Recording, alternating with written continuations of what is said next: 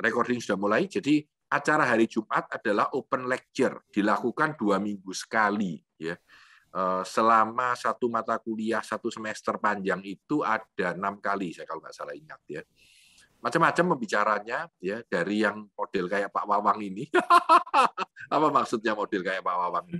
Sampai dengan kadang-kadang saya, kadang-kadang Bu Risa yang bawain dengan temennya, dan macam-macam. Kira-kira seperti itu. Jadi itu untuk penjelasan awal.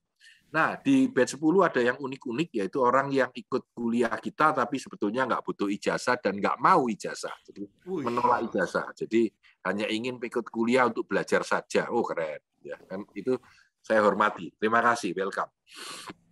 Kira-kira seperti itu. Nah, tanpa memperpanjang waktu, hari ini sebenarnya Pak Wawang wis 100 ya?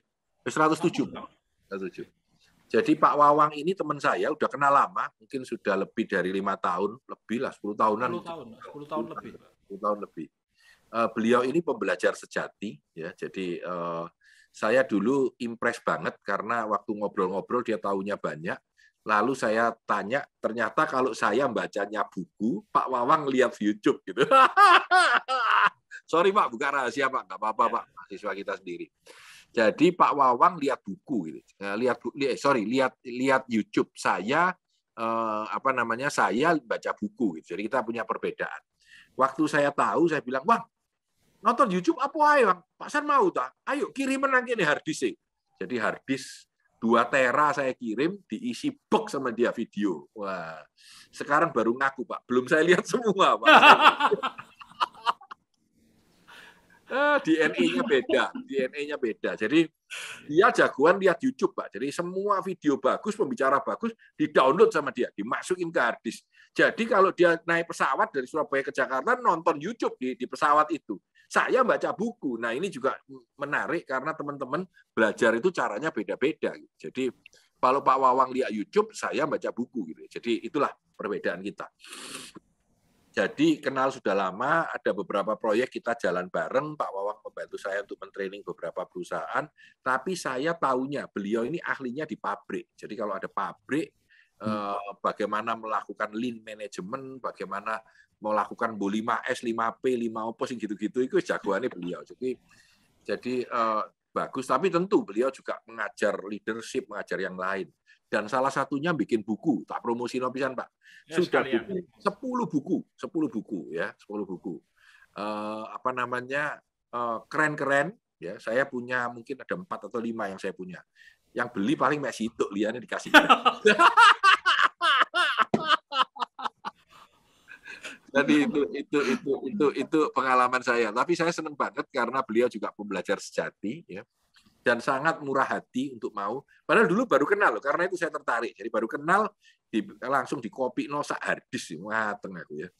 Jadi ya sudahlah, itulah sejarah saya dengan Pak Wawang. Lalu beliau banyak mengajar dan mengajar dengan sangat bagus di beberapa klien. Saya mintai tolong sekarang untuk sharing dengan teman-teman yang ada di S2 Asia. Saya kira itu pembukaan yang sederhana aja. Saya izin, saya serahkan kepada Pak Wawang, waktunya sampai jam 9, Pak. Nggak usah break lah, Pak. Ngapain break itu? Mereka sudah break semua. Nggak usah. Sampai jam 9, jalan aja, bablas terus. Sambil makan, bukan apa-apa, Pak? Nggak apa-apa. Sambil makan, sambil minum, sambil mandi, nggak apa-apa. Ya. Mungkin itu saja. Saya pasti akan mengajar teman-teman. Batch 8, saya akan mengajar disruptive strategi yang cukup menarik, yang saya baru dapat dari Harvard. Ya. Belum jadi materinya, sedang dibuat ya. Nanti kita buat, sedangkan batch 10 saya akan mengajar entrepreneurship, batch 9 saya akan random mengajar beberapa materi nanti di antara waktu-waktu yang ada. Mungkin itu, dan mungkin salah satu atau salah 2 dari open lecture akan saya bawakan. Ya, saya lagi baca beberapa buku yang sedang saya pikir untuk mana yang saya sharingkan. Mungkin itu saya serahkan kepada Bu Tere, mungkin kalau Bu Tere mau mengasih 1-2 kata. Sesudah itu Pak Wawang, sekalian saya izin, saya ingin coba dengerin dari mobil, Pak. Mesti nganter bosku. Ya, jadi saya kira itu. Nanti Hendy saya lihat rekamannya aja, Pak Wawang gimana ngajarnya ke teman-teman tentang lean. Thank you semuanya. Selamat menikmati. Bu Tere, silakan. Baik, selamat malam. Terima kasih Pak Tanadi. Pak Wawang, terima kasih sudah hadir malam ini. Hari ini Malah. nanti akan dibantu oleh Pak Wadir kami, Pak Bukori. Jadi Siap. peserta malam ini selain mahasiswa juga ada tamu-tamu dari luar. Selamat datang untuk para tamu yang sudah hadir dan ingin mendengarkan apa yang disampaikan Pak Wawang hari ini. Waktu selanjutnya saya berikan kepada Pak Bukori untuk mengatur jalannya acara ini. Kalau tadi Pak Tanadi ngendiko nggak usah pakai break Pak. Jadi nanti lanjut saja. Nanti Pak Bukori yang akan atur kapan ada sesi tanya jawab. Monggo dilanjut. Saya nderek. Baik, Siap. semoga bermanfaat untuk semuanya. Terima kasih. Saya berikan kembali ke Pak Wawang dan Pak Bukori. Silahkan. Terima kasih Bu Tere. Terima kasih Pak San. Kita menuju acara inti. Tentu saya tidak akan memperkenalkan lagi Pak Wawang kepada teman-teman semuanya. Saya kira informasinya Pak San sangat lengkap siapa Pak Wawang. Tinggal ke masuk inti materi. Kalau memang nanti dirasa perlu adanya break untuk tanya jawab, monggo silakan. Tentu Pak Wawang bisa tahu jeda itu sehingga bisa memainkan dengan enjoy. Jadi karena kuliah ini hanya sebetulnya kuliah ini menambah added value kita bagi teman-teman mahasiswa yang ada di S2 Pasca Sarjana Asia. Dan kelihatannya banyak ikut semua ini Pak Wawang. Amin. Terima kasih Bapak. Ya, itu akhirnya menarik sekali karena berkaitan di bidang operation ini. Oke Pak Wawang, nggak mungkin banyak kata, bisa dimulai untuk pengisian materinya. Monggo Pak Wawang. Terima kasih. Bismillahirrahmanirrahim. Assalamualaikum warahmatullahi wabarakatuh. Salam sejahtera buat kita semua. Bapak Ibu sekalian, bukan mahasiswa lah ya, para pembelajar sejati dan kawan-kawan saya, sahabat saya, Ibu Bapak sekalian. Terima kasih sudah hadir di forum yang luar biasa ini. Semoga layar ini sudah sampai ke layar Anda, layar Bapak Ibu sekalian. Kita mulai siap. Oke, tadi udah berdoa dipimpin oleh Pak San. Kalau ada orang nanya namanya siapa pembicaranya, panjang banget kan ya, Wawang Sukmoro bla bla bla gitu ya, nggak usah panggil saya Wang atau Wawang atau Mas Om, boleh lah yang deket gitu loh. Kita temenan gitu loh. Harapan saya itu persis kayak lagi di depan Anda, lagi ngopi bareng atau lagi di dalam, saya lagi bertamu ke ruangan Anda, kebetulan dipanggil Mas Wawang sini ngobrol kita. Nah, kita ngobrol seperti itu. Jadi moga-moga kita bisa enjoy, bisa sama-sama asiknya. Terima kasih sekali lagi. Jadi nama saya Wawang Sukmoro. Beberapa orang mengenalnya saya sebagai productivity specialist. Jadi memang saya bergerak di produktivitas. Terima kasih. Saya ingatkan sahabat sekalian, jangan lupa keselamatan. Siapa tahu, karena saya pernah webinar gini, Pak Buhori, pesertanya itu lagi gowes malam-malam Pak Buhori. Jadi saya takut kalau nanti terjadi sesuatu. Kalau ngedrive pastikan dengan safe position ya, jangan sampai Anda ngedrive sambil ini. Jadi keselamatan penting bagi kita semua yang ada di dalam forum ini. Baik. Bapak Ibu sekalian, moga-moga bisa fokus ya. Semua yang sibuk-sibuk dimasukin ke lokernya dikunci atau lemari besi dikunci, tapi jangan lupa kuncinya disimpan, nanti kalau perlu dibuka lagi. Fokus di frame layar ini bersama-sama kita Pak. Kita tadi saya sampaikan, yang penting fun, kita senang, kita sama-sama belajar ya. Saya nggak ngajarin apa-apa. Saya hanya ingin berbagi kebodohan dan pengalaman apa yang pahit-pahit aja lah yang saya ceritakan. Moga-moga nanti bisa dapat manisnya dari rasa pahit itu. Kopi itu enaknya itu kalau nggak pakai gula. Kalau pakai gula itu namanya kopi manis, bukan kopi. Nah, handphone silahkan dinyalakan ya. Kalau mau dinyalakan, kalau mau dimatikan jangan, karena layarnya, kalau misalkan Anda menikmati dari layar handphone, tentunya kalau dimatikan susah. Nikmati saja, enjoy saja, santai saja, yang penting kita sama-sama aman dan selamat. Nah, barangkali ada beberapa teman yang nanyain, background-nya Pak Wawang itu apa? Background-nya Mas Wawang apa? Ya, background saya seperti ini adalah saya seorang practitioner. Kebetulan jadi anggotanya ICF sebagai coach, kemudian dulu zaman ngetopnya NLP ya di NLP, kemudian saya juga sebagai master trainer dari BNSP. Lalu kalau kualifikasi, kenapa kok saya disebut sebagai productivity specialist ya? Karena menekuni produktivitas ini dari zaman dulu, dari 25 tahun lebih saya berkecimpung di manufacturing, di supply chain, di industri yang seperti itu.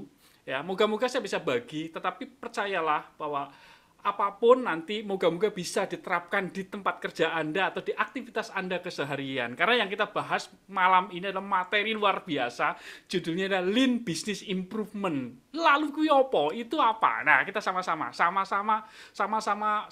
bingung. Kita sama-sama bingung. Baik, seperti Pak San sering ngomong ya, sebetulnya itu tadi, saya bukan orang pintar, saya juga bukan guru, tapi saya kebetulan pernah mengalami banyak kebodohan, banyak kesalahan, banyak kekeliruan. Nah, moga-moga dengan berbagi kekeliruan-kekeliruan itu, baik praktisi bisnis maupun orang-orang yang sekarang pegang bisnis, belajar dari mereka maupun dari saya lagi berinteraksi dengan mereka, kita mendapatkan sesuatu. Ya, semoga itu yang saya harapkan. Jadi, hari ini kita akan ngomongin apa? Kita akan ngomongin Lean Business Improvement. Jadi, bagaimana mengimprove bisnis sehingga lebih efektif dengan menggunakan segitiga sama kaki. Apa meneh segitiga sama kaki? Segitiga sama kaki yang di atas namanya kepentingan pelanggan, kepentingan proses, kepentingan bisnis. Tiga-tiganya harus seimbang. Gimana caranya?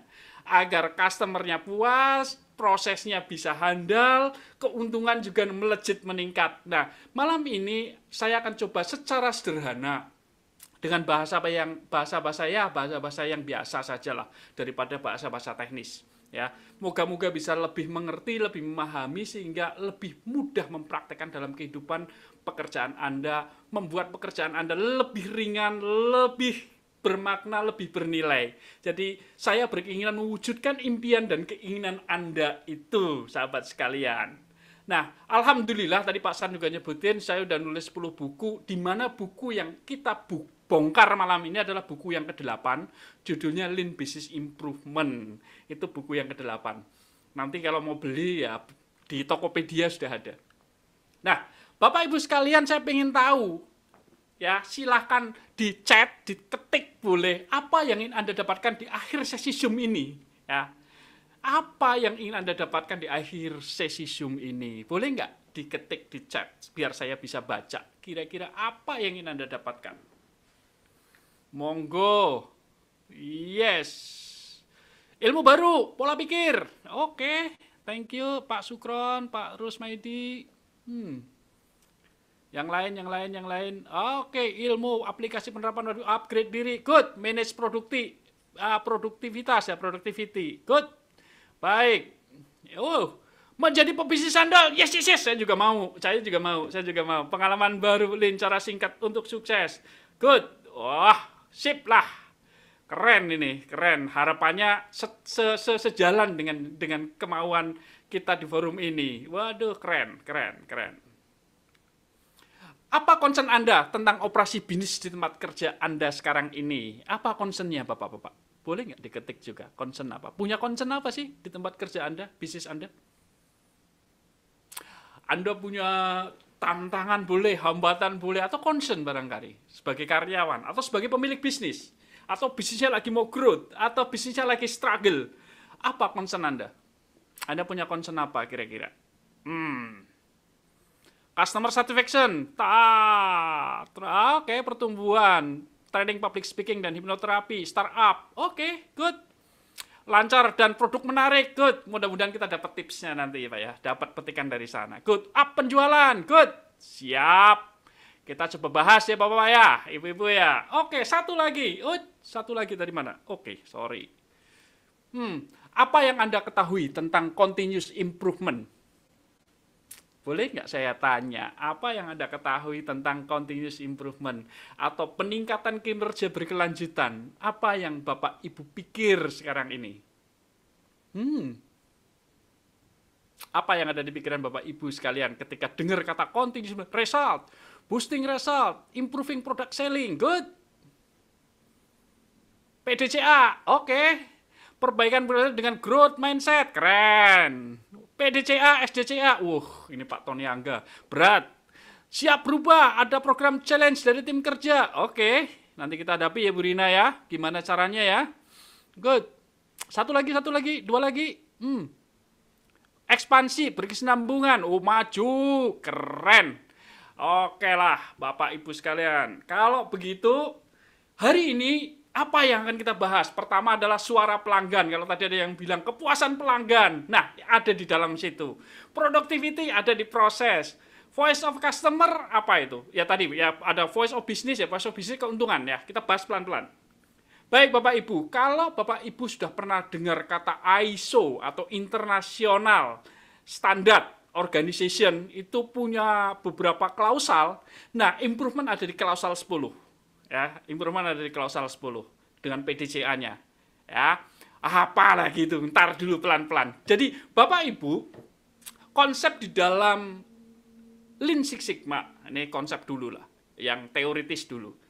Bahwa improvement itu ternyata berlapis-lapis persis lapis Surabaya. Ya. Lapis yang pertama adalah buah-buah yang berserakan di bawah. Artinya improvement itu yang kasat mata, yang kesenggol tangan, yang kedengaran, yang interaksi sehari-hari. Problem-problem sehari-hari, problem-problem yang dihadapi dalam aktivitas operasi Anda, itu muncul pada tataran apa? Berserakan di lantai.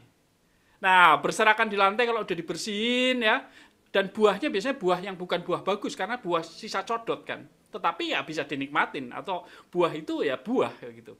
Tetapi kalau kita naik ke atas implementasinya, kita naik ke TPM, Total Productive Management, atau Total Productive Maintenance, atau Lean Manufacturing, Kaizen Event udah mulai naik, maka kita mulai memetik buah yang gandul di bawah. Ya, buah yang gantung di bawah. Lalu naik lagi kita udah menerapkan Lean Six Sigma, udah main 6 Sigma, atau ya paling nggak 5-6 Sigma, atau 4-5-6 Sigma, mainnya di situ 80-95%. Tapi kalau mau bagus banget kualitasnya, kita main di 95-99,997%. Wah, itu gimana? Nah, kita akan bahas. Pohon ini saya coba bahas dengan segitiga sama kaki, yaitu kepentingan customer, kepentingan proses, dan kepentingan pelanggan. Moga-moga saya bisa menceritakannya dengan cara yang lebih sederhana, bahwa cara yang begini-begini itu hasilnya ya begini. Hanya orang gila yang ingin hasilnya begitu. Saya ulangi lagi. Orang yang melakukan begini-begini hasilnya pasti begini. Hanya orang gila yang berharap hasilnya begitu. Jadi kalau Bapak Ibu ingin hasilnya bagus, ya caranya masih harus berubah yang lebih bagus lagi. Ya. Nah, di dalam Six Sigma, di dalam Lean, ada paham yang mengatakan Y sama dengan faktor X. Apa itu? Ini adalah sebenarnya faktor sebab akibat, Bapak Ibu. Jadi kalau mau hasil, pasti ada faktor yang mempengaruhi hasil. Saya ulangi lagi. Kalau saya mau berhasil, artinya saya ada faktor yang mempengaruhi keberhasilan itu, yaitu fungsi Fx. Nah, malam ini kita akan banyak bicara tentang fungsi faktor X itu yang ada di dalam operasi bisnis yang Anda kelola sekarang, atau Anda tekuni sekarang ini, atau sedang Anda pelajari sekarang ini. Faktor-faktor apa aja itu, sehingga nanti bisnisnya bisa naik melejit ya, bertumbuh, keuntungannya pun lebih hebat dan customernya happy. Kan maunya begitu ya Bapak Ibu ya. Karena di dalam pendekatannya Lean Six Sigma, pendekatannya menggunakan pendekatan SIPOK. Apa meneh wis SIPOK? Hati-hati nih, SIPOK ya. SIPOK. S-nya adalah supplier, input ya, proses, output, sama satu lagi adalah customer. Ya, bagaimana si customer itu bisa happy. Jadi ini merupakan rantai supply chains. Ya, mulai dari supplier, proses sampai dengan customer benar-benar di-manage. Apa yang di-manage? Variasinya. Mengapa kok perlu di-manage? Karena variasi itulah yang menyebabkan hasilnya kurang maksimal atau bisa lebih dimaksimalkan lagi. Kalau udah 98, bagaimana 99% ya. Ini yang akan malam ini kita akan bahas pelan-pelan. Bapak Ibu sekalian, ada diagram ini. Ini adalah diagram kerja kita malam ini. Diagram framework otak kita untuk memahami 3 kubu atau 3 titik di segitiga sama kaki, yaitu voice of customer, process, and business. 3-tiganya mesti seimbang ya. Kalau nonjol satu, pasti satunya akan berkurang. Tapi kalau segitiganya selaras, bisnis itu bisa menjadi terus dan terus bertumbuh berkelanjutan. Bapak Ibu sekalian, bahasan pertama adalah voice of customer. Apa itu voice of customer?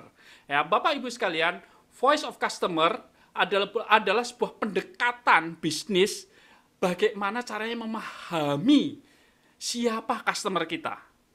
Sopo sing tuku produkku. Karena begini Bapak Ibu, bisnis itu bisa jalan, bisnis itu bisa berkembang, bisnis itu bisa bertahan apabila punya pelanggan.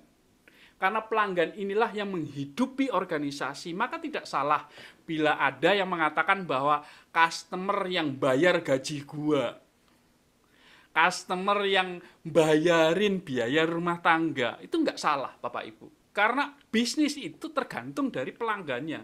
Merekalah yang membeli manfaat atas produk Anda. Saya ulangi lagi. Merekalah yang berani mengeluarkan uang, kocek duit keluar untuk membayar manfaat dari produk yang Anda produksi atau yang Anda buat. So, saya nggak akan cerita ini sebetulnya, tapi perlu saya tekankan, pergerakan ini sekarang udah luar biasa. Kalau kemarin ini slide yang kalau nggak salah itu baru 6 bulan, sekarang udah bergerak.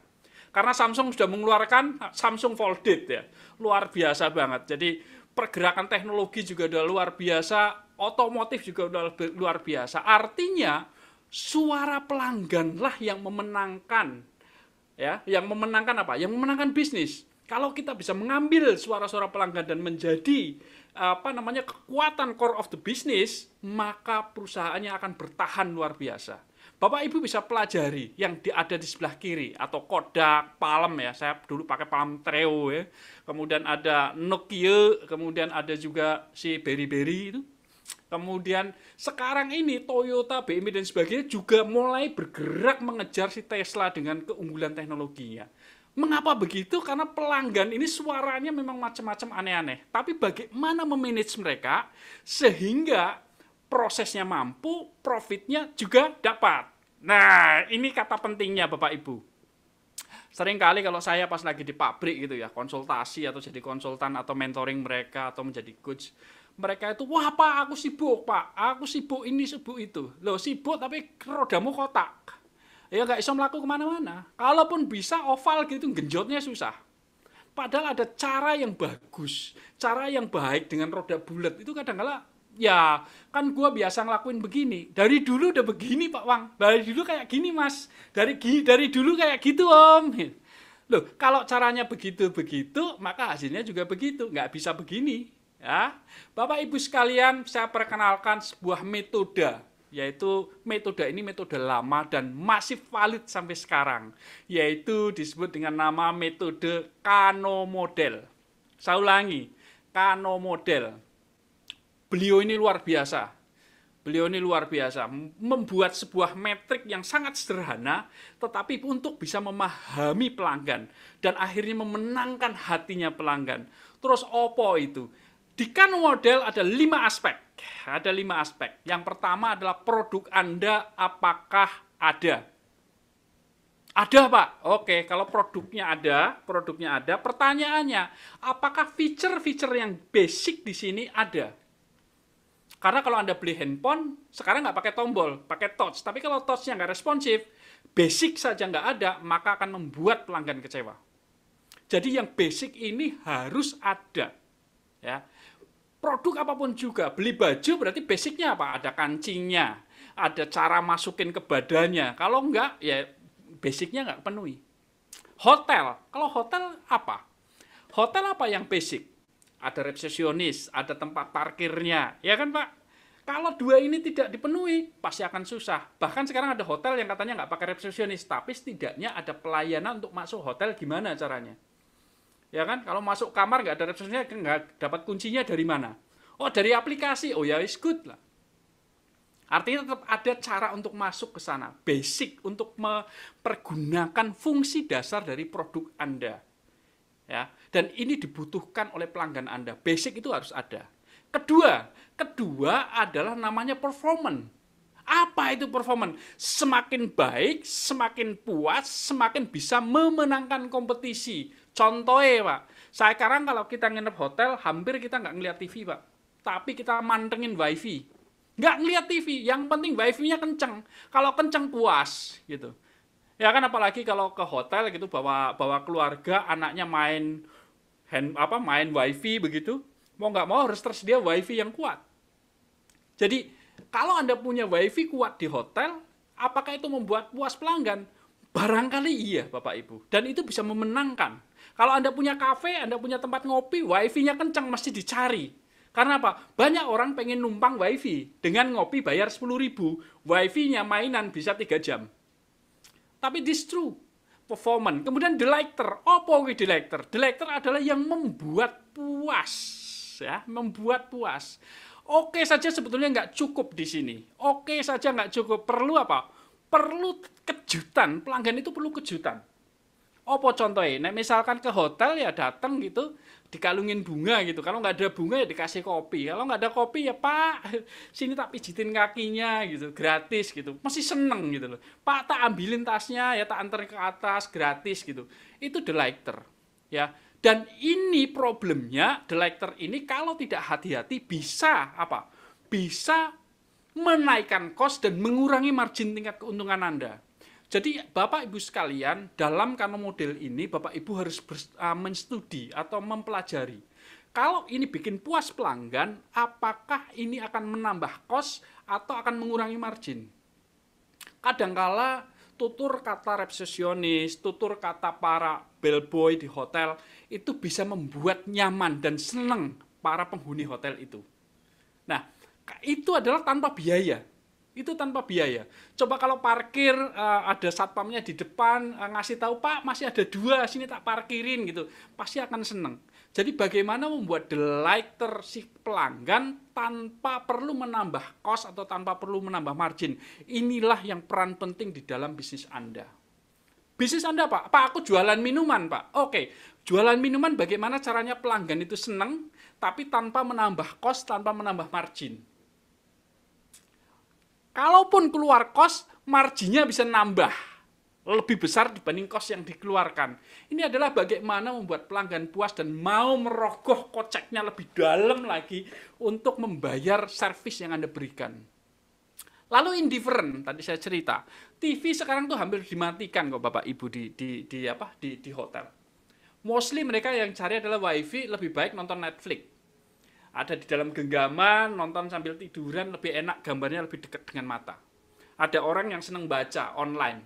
Ada orang yang main sosial media. Artinya apa? Pada kasus tertentu, saya contohkan tadi hotel, pelanggan tidak menginginkan itu, bahkan tidak peduli itu ada. Contoh, saya masuk kamar, di dalam kamar, di atas mejanya ada gambar patung. Ada patung, misalkan. Ada patung atau ada vas bunga.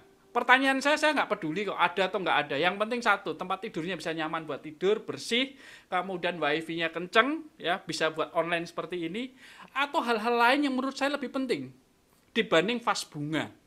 Jadi kita harus bisa menandai apakah hal ini penting bagi pelanggan atau tidak. Kalau nggak penting ya hilangin, karena apa? Itu ada biaya di situ. Contoh tadi di hotel dikasih taruh vas bunga, dikasih bunga anggrek gitu, tapi pelanggannya model saya nggak peduli gitu, kan sayang. Buang harga pot, buang harga kembang. Nah dalam bisnis Anda seperti apa? Bahwa apabila feature-nya ada, tetapi feature itu tidak digunakan oleh pelanggan, atau bahkan tidak dikenali bahwa itu adalah keuntungan. Ya, nah. Yang menarik lagi adalah yang kelima. Ini perlu dicek Bapak Ibu sekalian, sahabat sekalian. Coba dicek di produk Anda. Coba dicek, dipelajari. Ternyata kalau ini nggak ada, justru pelanggan saya seneng. Nah ini kan contoh yang mudah sekali di hotel. Ada nyamuk 1, tapi temannya kadang-kala banyak Pak. Nah, teman yang satu itu nyamuk, yang satu itu pun tidak kita inginkan. Apalagi bawa teman 5 gitu. Itu pasti membuat pelanggan apa? Tidak menyukainya.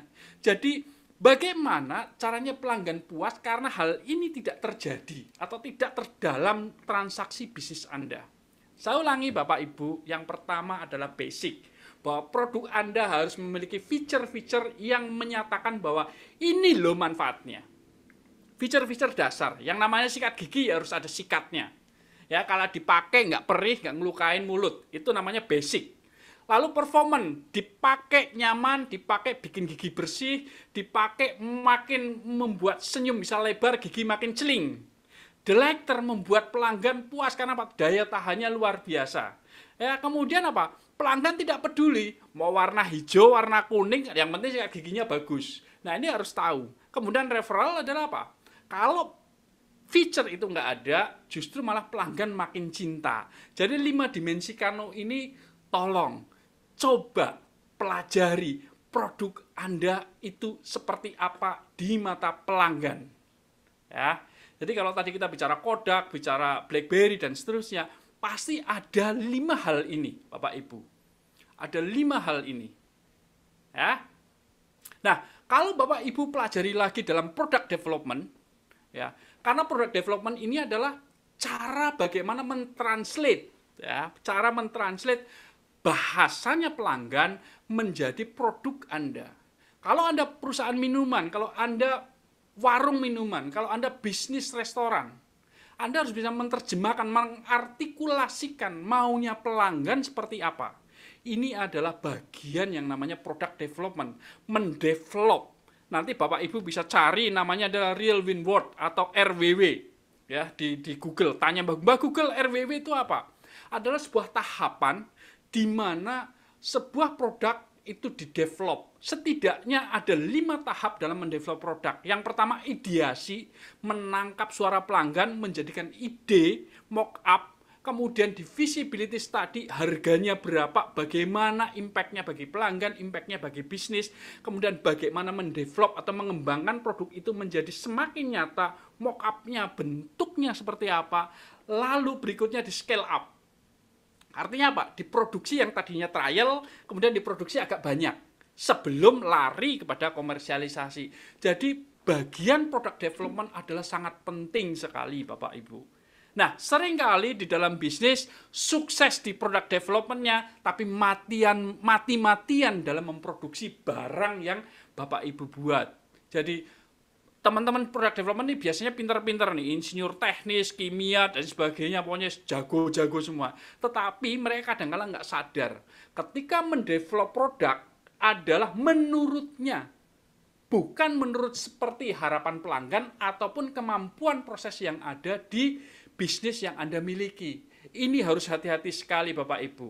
Oke, sampai hari ini, sampai saat ini, sampai menit ini, Anda dapat apa Bapak Ibu sekalian? Boleh nggak ditaruh di chat? Atau masih ada yang bingung? Boleh. Kita harus gila Pak Wawang, gila yang positif. Wedian. Keren. Oke, Bapak Ibu, apa yang Bapak dapatkan? Oke, mantap. Dapat bener. Oke, mantap. Dapat apa lagi Pak dari bahasan saya yang pertama tentang memahami kebutuhan pelanggan sebelum saya masuk ke bagian kedua tentang bagaimana proses mendeliver keinginannya teman-teman yang product development, teman-teman marketing yang menyerap informasi dari pelanggan. Oke, boleh dicoba, keren. Berpikir sesuai kemauan user. Itis Pak, benar sekali Pak. Customer oriented, benar Pak Tony Angga. Ya. Pelanggan adalah segalanya, yes Pak, pelanggan segalanya. Dalam artian adalah bukan berarti segalanya kita bertaruh, bukan, tetapi setidaknya kita bisa memahami keinginan mereka. Dengan memahami mereka, maka produk development-nya benar, proses marketingnya benar, tidak buang-buang uang saja, karena apa? Benar-benar proses capability-nya yang paling penting. Baik Bapak Ibu, saya lanjut. Oke, pelayanan prima, keren. Saya akan lanjut ya Bapak Ibu, biar nanti akan memahami voice of customer itu seperti apa. Dari voice of process. Bapak Ibu sekalian, tadi saya cerita tentang voice of customer. Voice of customer itu diterjemahkan oleh product development dalam bentuk spesifikasi dan regulasi keinginannya pelanggan. Ya, apapun itu. Anda beli handphone pasti ada spesifikasi dan ada regulasi. Anda beli TV itu juga ada spesifikasi dan regulasi. Nah, spesifikasi dan regulasi itu harus bisa ditangkap oleh teman-teman sales sebagai technical knowledge, oleh teman-teman komersial sebagai pelayanan prima, teman-teman marketing sebagai apa? Sebagai membangun branding produk Anda sehingga matching dengan apa? Keinginan pelanggan. Loh, kalau nggak ketemu ya susah.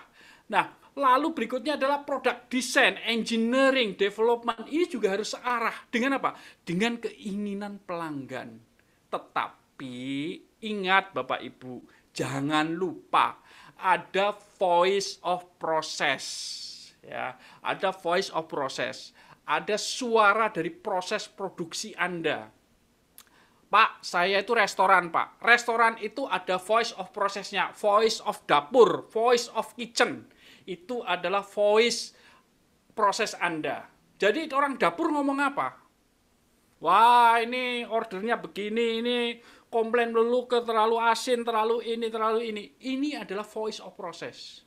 Karena apa, Bapak Ibu sekalian? Ingat, dari proses inilah Anda nanti dapat duit. Apapun bisnis Anda, mau restoran, rumah sakit, apapun, duitnya datangnya dari proses.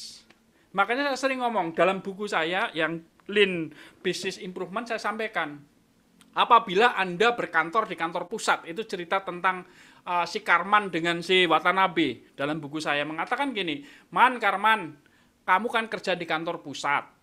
Kalau bisa jangan jadi beban BU, jangan jadi beban bisnis unit, jangan jadi beban manufacturing. Karena apa? Karena Anda digaji oleh teman-teman manufacturing, oleh teman-teman produksi. Anda ini sama saya itu hanya support, itu kata Watanabe menasehati si Karman dalam buku Lean Business Improvement. Ini benar sekali Bapak Ibu. Jadi kalau Bapak Ibu sekarang duduk di korporasi, duduk di corporate, berhati-hatilah Pak. Bapak Ibu punya tugas mulia yaitu membantu teman-teman proses agar mereka bisa memproduksi lebih cepat, memproduksi lebih bagus, kualitasnya lebih unggul, dan harganya bersaing.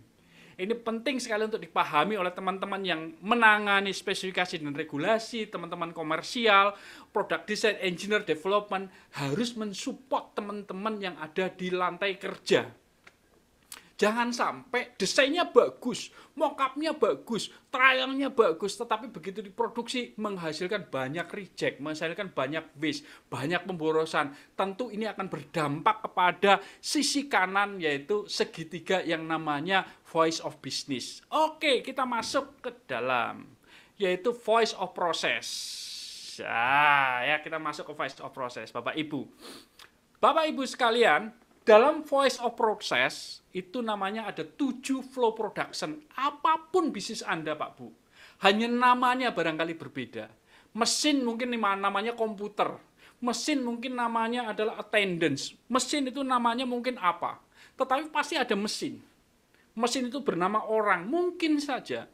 Tetapi 7 flow ini harus Anda kuasai. Flow yang pertama raw material atau input. Pak, saya jasa Pak. Lalu raw materialnya apa Mas jasa itu? Data di komputer, web, blog, information, itu raw material Pak. Berarti ada flow-nya di situ.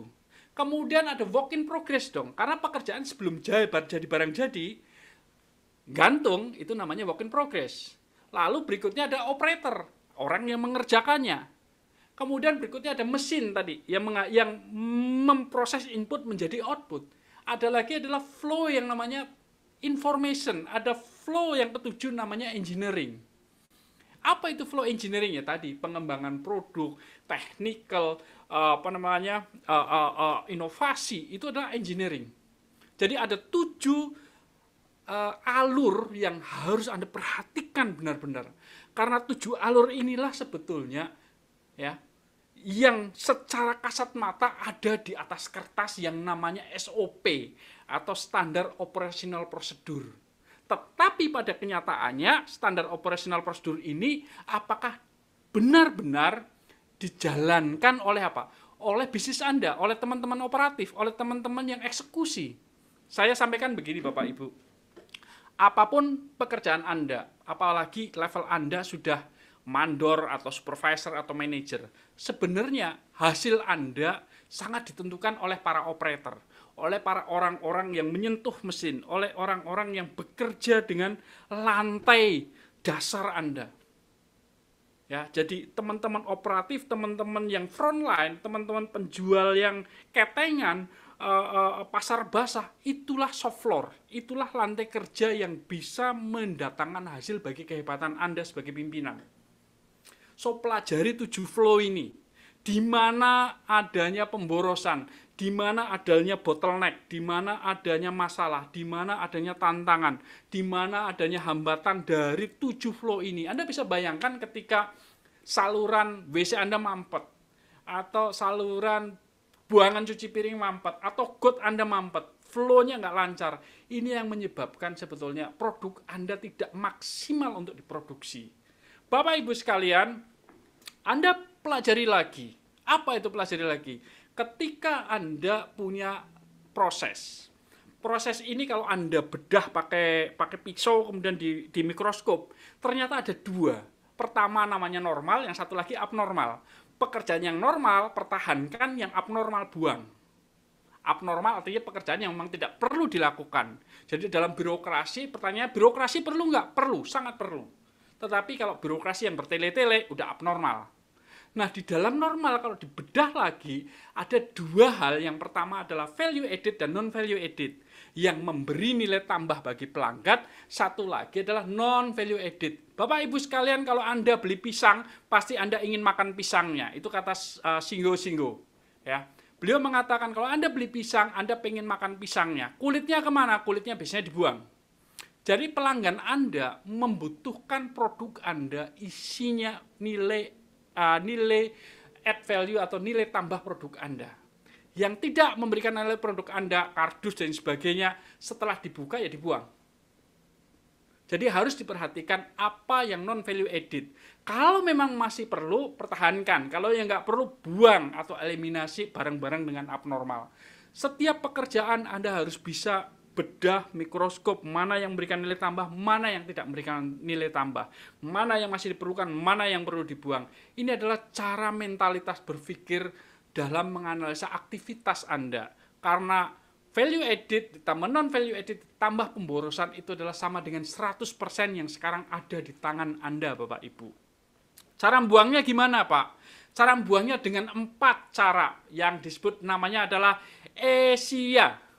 Nah, pas ini adalah Asia Institute, saya menggunakan metode ASIA. E-nya eliminate, simplify, integrate, automate.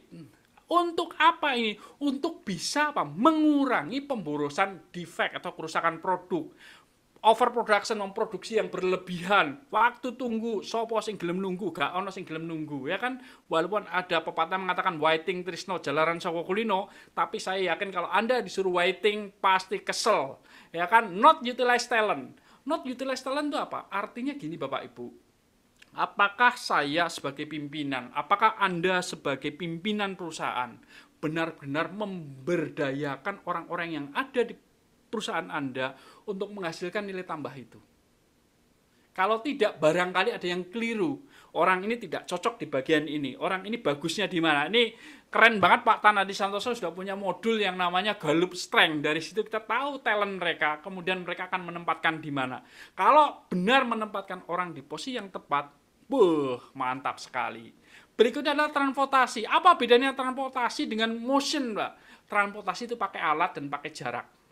Motion adalah gerakan orang. Jadi kadang-kala transportasi ini juga menjadi kendala Bapak Ibu. Apalagi sekarang zaman pandemi. Ada jarak, ada waktu, ada alat. Jadi perlu berpindah-pindah. Pertanyaannya apakah harganya cocok, metodenya benar. Karena seringkali kepepet waktu yang harusnya pakai normal, akhirnya pakai average. Yang harusnya pakai normal, pakai special delivery. Akhirnya apa? Membebani biaya. Inventory. Apa yang masuk inventory nanti saya akan jelaskan lebih dalam lagi. Tetapi di sini inventory adalah persediaan Anda. Apakah bisnis perlu stok? Apakah bisnis perlu barang yang ditumpuk? Perlu. Karena apa? Itu adalah jaminan merespon kebutuhan pelanggan. Tetapi dalam batas yang tepat.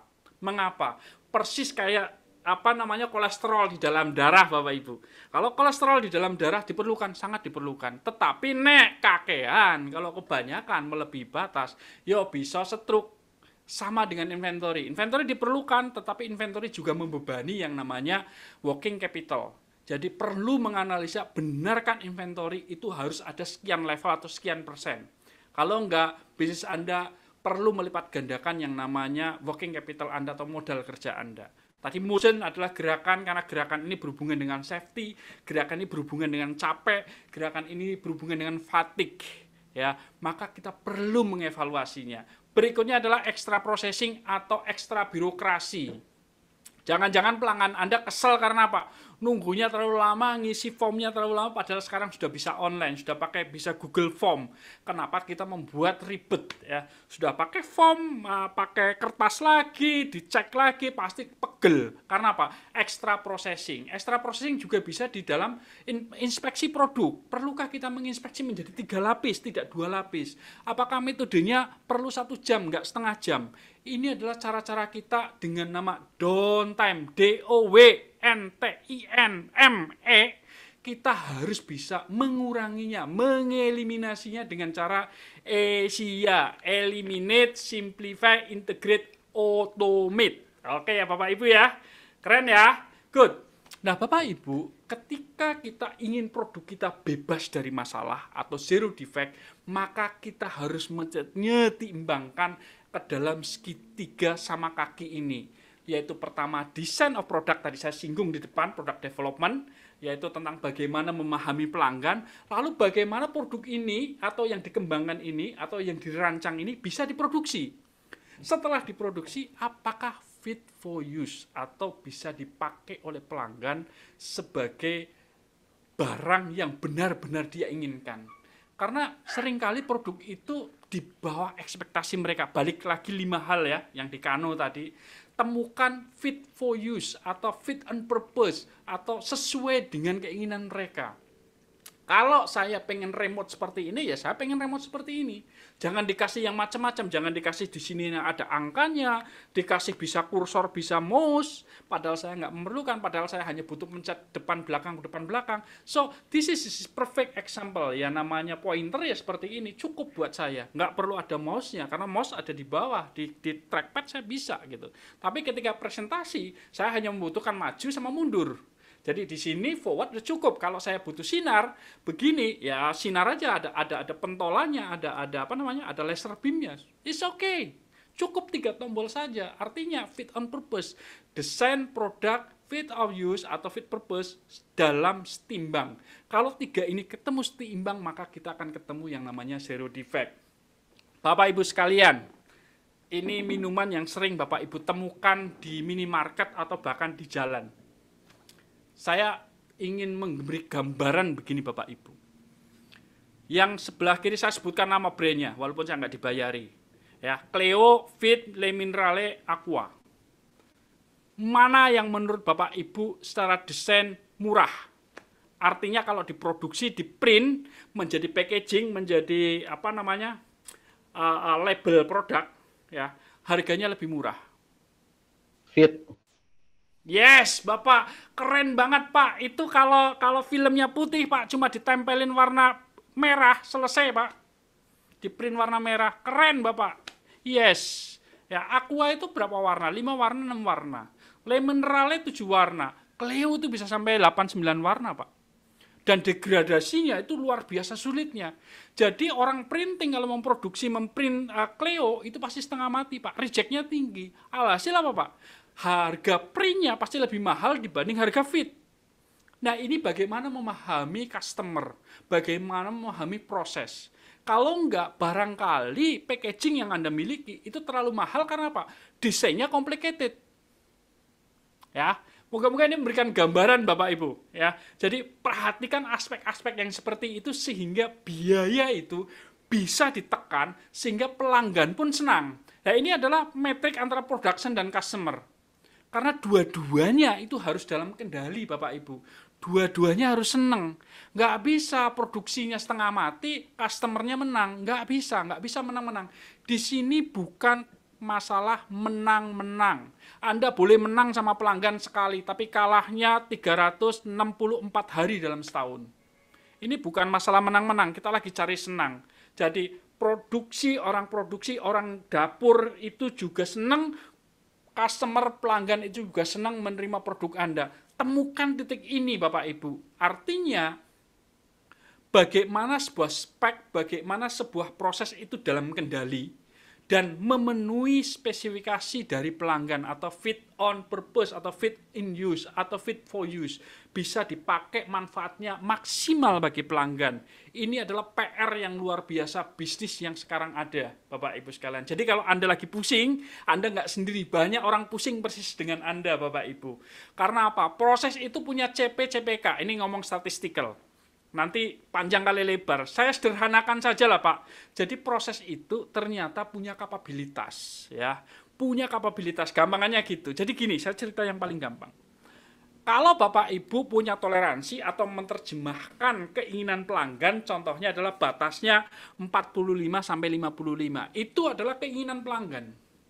Is good. Pertanyaannya, apakah proses Anda bisa memproduksi ketebalan antara 45 sampai 55 mikron? Kalau tidak bisa, maka produk Anda atau hasil produk Anda bisa di atas 55, bisa di bawah 45. Yang merah itu adalah titik pemborosan atau titik reject atau defective product. Ya, artinya proses Anda kalau menggunakan formulasi bell curve seperti ini, produk Anda atau proses Anda tidak bisa atau tidak memiliki kemampuan yang mumpuni untuk memproduksi harapan si pelanggan. Ya. Lalu bagaimana kalau pas? Kalau pas ya sama dengan 1, ya oke lah. Tetapi apabila ternyata Anda mampu memproduksi lebih sempit, ya, karena prosesnya handal, artinya ada 2, Bapak Ibu. Yang pertama, desain Anda toleransinya terlalu besar. Sebetulnya bisa dikecilin. Kalau dikecilin artinya Anda punya napas yang bagus. Artinya Anda bisa genjot speednya naik. Anda bisa lebih leluasa dalam memeriksa quality. Artinya secara biaya harusnya bisa lebih turun karena proses Anda prosesnya handal. Bisa memenuhi pelanggan secara spek, mesinnya pun top, martotop. Ya, orang-orangnya pinter, ya. Artinya Anda bisa memproduksi di dalam desain spesifikasi. Tetapi, saya bilang, kalau Anda punya kemampuan handal, artinya Anda bisa bermain di sini. Bermain apa? Bermain waktu, bermain harga, bermain kemampuan. Karena apa? Anda sangat mampu untuk mengendalikan pelanggan Anda. Ya, kalau pelanggan minta 45-55, Anda cemen, tidur merem aja bisa kok hasilnya kok, ya Bapak Ibu. Nah, tetapi Bapak Ibu, hidup ini kan tidak semulus muka saya, ya kan? Kadang-kala bopeng-bopeng seperti itu kan, nggak semulus ini kan. Karena nggak semulus ini, maka terjadi shifting atau terjadi pergerakan. Bahwa yang tadinya speknya 45-50 bergeser menjadi 48 ke 56. So what it mean? Maksudnya apa, Mas? Maksudnya apa, Pak D? Maksudnya gini, Bapak Ibu. Hidup ini dipengaruhi oleh banyak keadaan. Mesinnya dulu waktu baru, settingnya mudah, lama-kelamaan menua, ada saja pergeseran kemampuan.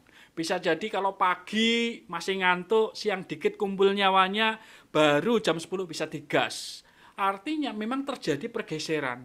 Pertanyaannya adalah, apakah kita memahami itu?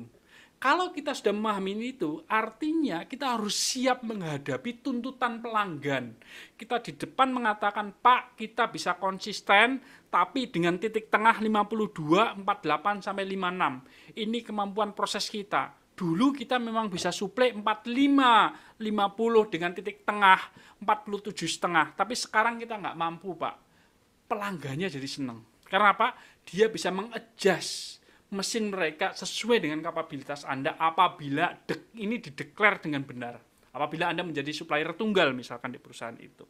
Jadi pemahaman ini dan pemahaman ini sangat penting banget oleh teman-teman yang merancang proses, merancang produk untuk memahami proses Anda itu seperti apa.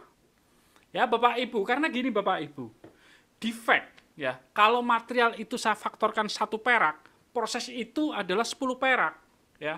Finish good itu 100 perak. Customer, produk itu sampai di tangan customer itu nilainya udah 1000 perak, Bapak Ibu. Kalau terjadi klaim bikin bangkrut. Jadi indeks ini harus dipahami benar. Kalau bisa jangan sampai lolos ke proses berikutnya. Kalau mau di-reject, di-rejectlah di fase material. Kalau mau di-reject, rejectlah di fase proses 2, jangan proses 5. Karena apa? Semakin mendekati customer, nilai tambahnya makin besar. Resikonya makin besar untuk sampai kepada pelanggan Anda, Bapak Ibu. Ya, cost of quality itu luar biasa, Bapak Ibu. Apapun produk Anda, produk training, produk jasa rumah sakit, restoran, apapun, itu ada. Bayangkan Anda kalau misalkan beras itu ya harga beras, tapi kalau jadi nasi sampai ke meja pelanggan itu harganya sudah luar biasa, Pak. Beras itu berapa sekilo, tapi kalau sudah jadi nasi berapa coba sekilo. Ini bagaimana kita memahami biaya mutu atau cost of quality.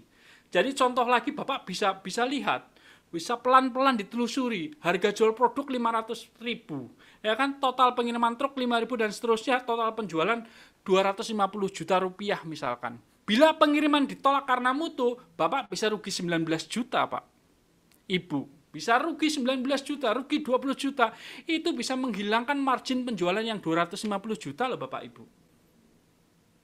Ini harus disadari oleh seluruh elemen. Bukan cuma orang produksi, tapi orang desain juga, orang-orang yang frontline, yang memahami pelanggan Anda. Karena kalau enggak, Anda hanya memproduksi barang untuk dibuang ke tempat sampah. Dan ini bikin susah, apalagi kalau Anda mengatakan, ini bisnis saya. Wah, tengah mati, Mas. Oke, Bapak Ibu sekalian, maka kita harus menggunakan pendekatan yang namanya adalah practical problem. Ya, kayak tadi, problem-problem yang ada di lapangan namanya practical problem. Lalu kita harus mengumpulkan data.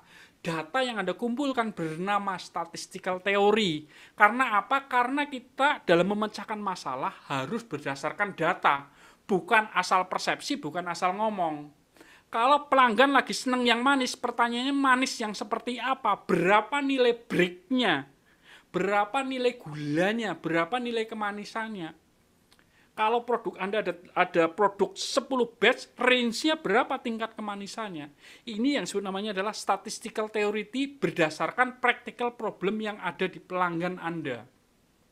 Jadi pelanggan Anda puas nggak puas itu sebetulnya bisa didasarkan pada statistical theory. Apa yang mereka komplain? Ukuran yang mana? Berapa batch Anda produksi, ukurannya berapa coba? Kemudian data dikumpulkan menjadi statistical theory, lalu diolah menjadi statistical solution. Artinya, Anda harus ngomong lagi sama orang proses. Proses, kalau aku punya statistical theory seperti ini, aku bermain-main dengan skenario statistical, nanti hasilnya akan seperti apa? Karena hasil itu yang nantinya akan menjadi practical solution.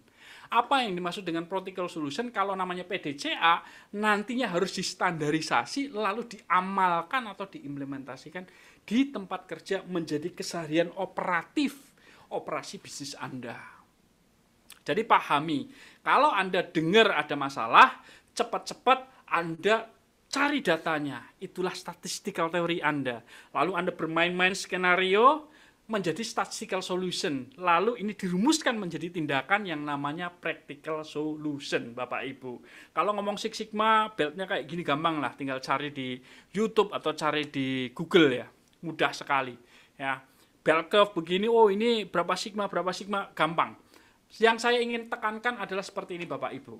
Kalau Bapak Ibu ngelihat bell curve, kemudian Bapak Ibu download angka-angkanya, nilai-nilainya, maka 6 sigma atau Six Sigma itu sama dengan 3,4 DPMO atau defect per million opportunity, atau sama dengan 99,9966%. Wah, mumet saya. Angkanya begitu perfectnya. Lalu pemahamannya seperti ini Bapak Ibu. Kalau Bapak Ibu mengenerate nih Pak Afgan misalkan mengenerate invoice atau faktur pajak, ada 1 juta faktur pajak. Kalau sigmanya 0, ya semuanya reject. Artinya 993-nya itu benar-benar fakturnya jelek. Kalau misalkan 1 sigma, artinya ada 30.000 yang bagus. Kalau 2 sigma, berarti ada 69.000 yang bagus. Kalau 3 sigma, berarti ada 93.000 yang bagus. Dari 1 juta loh ya Pak.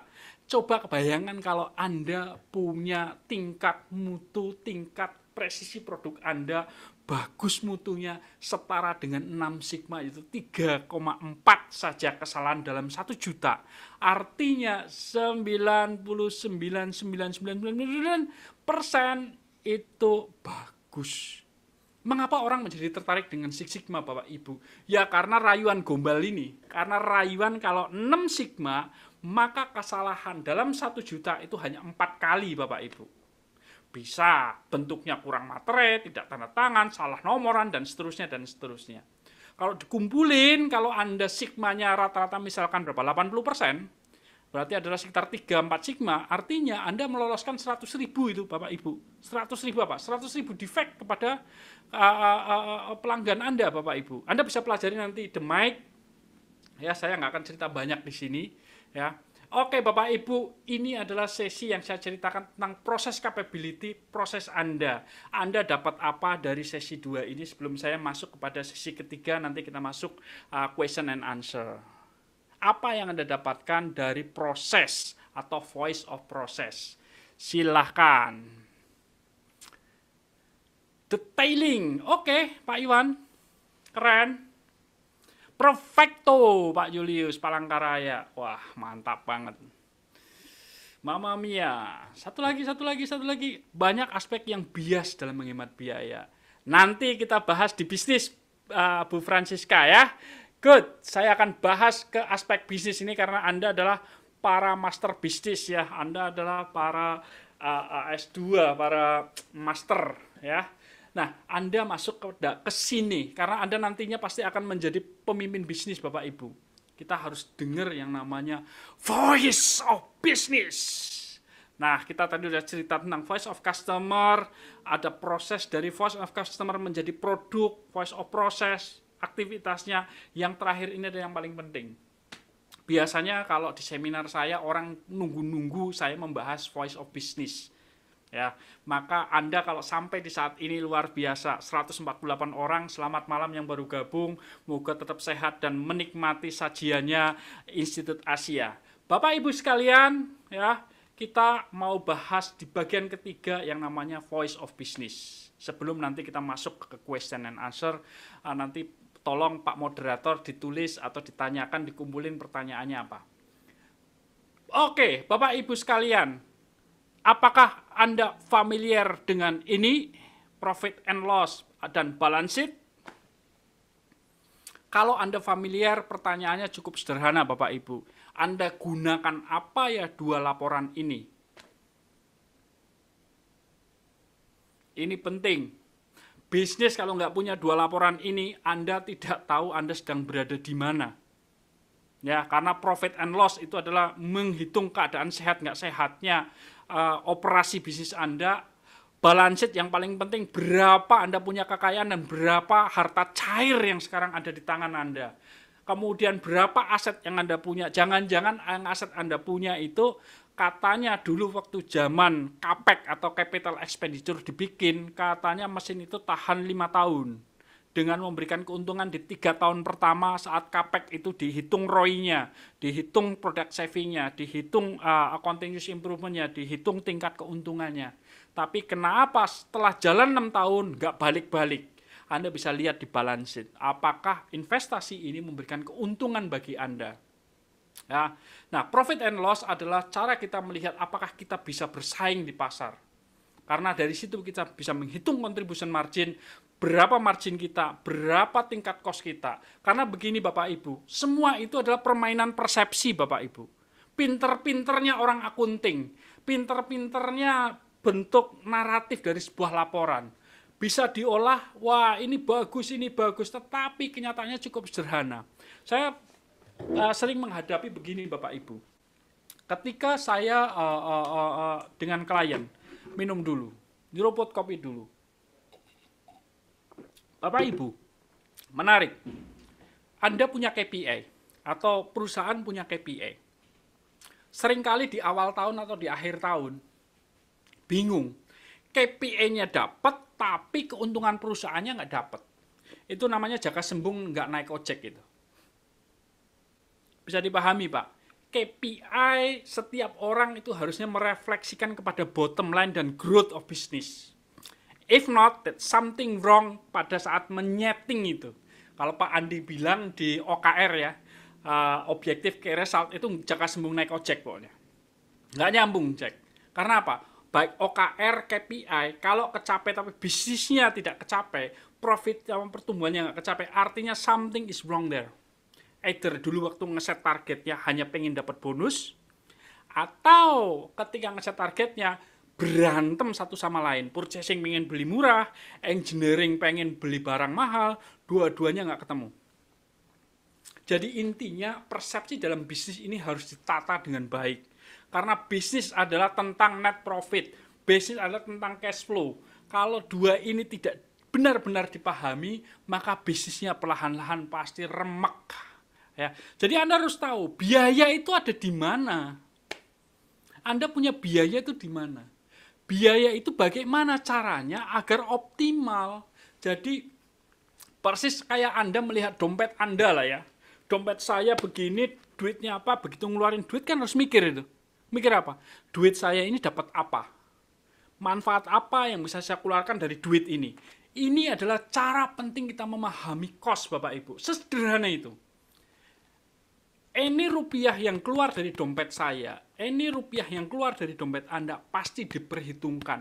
Pertanyaannya ketika Anda jadi karyawan seringkali lupa bahwa uang yang dikeluarkan itu adalah uang Anda sebenarnya.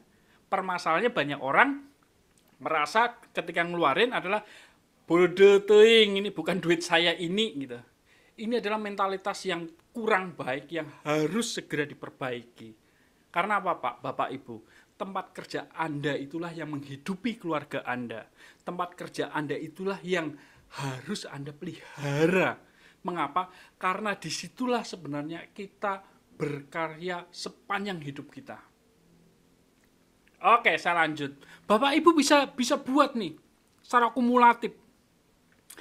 Pada saat Bapak Ibu mengeluarkan duit sampai dengan nanti payment day atau dapat cash dari pelanggan, butuh berapa lama? Ya, karena jangan-jangan hidup Anda adalah membiayai pelanggan, Bapak Ibu. Bisnis, the good business, ini saya ngomong idealnya. Ideal itu berarti mulus ya, kayak wajah saya mulus sekali gitu ya.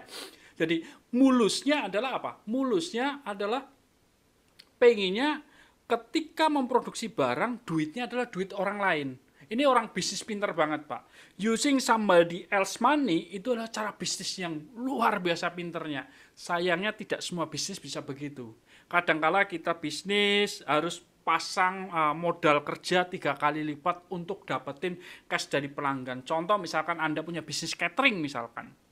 Anda beli barang, kemudian Anda masak, Anda jual ke pabrik, setelah anak-anaknya makan, masih nunggu sebulan dibayar, kemudian nunggu penundaan sebulan, bahkan beberapa catering punya problem yang serius, untuk mensuplai pabrik, dia butuh 90 hari untuk menunggu dari pembelian material sampai dengan receive payment. Pertanyaan saya, Bapak Ibu punya bisnis, berapa lead time-nya dari Anda mengeluarkan duit untuk beli barang, sampai dengan Anda mendapatkan uang. Semakin pendek, semakin sehat, semakin pendek, untungnya besar, semakin hebat. Inilah yang dicari dalam Lean Business Improvement. Karena begini Bapak Ibu, Anda harus benar-benar metani detail. Oke, net sales, gross margin, EBITDA, EBIT, earning after interest, retain earning. Anda harus pelajarin. Karena Bapak Ibu, boleh suka nggak suka, 80% duit Anda ada di dalam operasi bisnis. Ini yang seringkali para business owner lupa. Duitnya ada di pabrik loh Bapak Ibu. Bukan di pelanggan. Anda boleh perhatikan atau enggak. Karena apa? Biaya produk Anda ada di situ. Pak, tapi ternyata Pak, sebetulnya kalau saya hitung-hitungan bisnis Pak, saya pelajari cash flow saya pelajari P&L saya, ternyata terjadi penunggakan pembayaran di sisi customer. Itu 2 kali Anda bermasalah. Anda bermasalah di collection, yang kedua Anda punya masalah di 80% uang bisnis Anda ada di operasi. So, mumet. Ya. Saya ngomong yang ini aja, 80% uang itu ada di operasi. Entah itu ada di research, entah itu ada di PPC, entah itu ada di process engineering, di quality assurance, di material, di mana tersebar itu 80% uang bisnis Anda. Karena biasanya 20% adalah nilai uang cash Anda. Nah, kalau kita ngomong, Pak, terus bagaimana caranya bersaing? Pasar sekarang sudah tahu harga produk Anda. Apapun produk Anda, pasar udah tahu. Secara umum nih ya, saya ngomong secara umum. Kalau produk Anda, apalagi produk Anda sudah masuk ke dalam komoditi, maka pasar udah mendikte habis. Mau handphone kayak apa, harganya sudah sangat ketahuan. Kalau Pak Made sekarang beli Made punya handphone, orang udah pada tahu kok harga Pak Made itu handphonenya berapa. Jam yang Anda pakai ketahuan kok harganya berapa. Artinya, kalau Anda sebagai orang produsen, Anda memproduksi barang, Anda memproduksi jasa, apapun, pasar sudah menentukan harga, sudah menentukan tarifnya. Maka satu-satunya cara memperbesar profit Anda yang untuk mempertahankan bisnis Anda, karena profit ini adalah mempertahankan bisnis Anda, Bapak Ibu. Bisnis Anda bisa bertumbuh terus muter-muter kalau ada profit. Kalau nggak ada profit pasti tumbang, pasti collapse. Nah, Bapak Ibu, caranya adalah dengan menekan adanya biaya, bukan menaikkan harga. Cara tradisional Anda naikin harga untuk dapat profit. No, cannot. Hari ini handphone perang luar biasa. Kemarin Apple tanggal 22 sudah nurunin harganya. Dibanding dengan waktu iPhone 12, sekarang variatif banget harganya.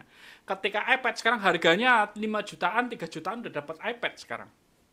Artinya mereka tahu benar pasar menghendaki harga yang terjangkau. Kalau harga sudah dipatok, maka cara Anda mendapatkan keuntungan hanya dengan apa? Memanage yang 80% tadi. Memanage cost Anda, Bapak Ibu. Kalau bicara safety, quality, speed, full on time, and more, itu sudah harapannya pelanggan, Bapak Ibu.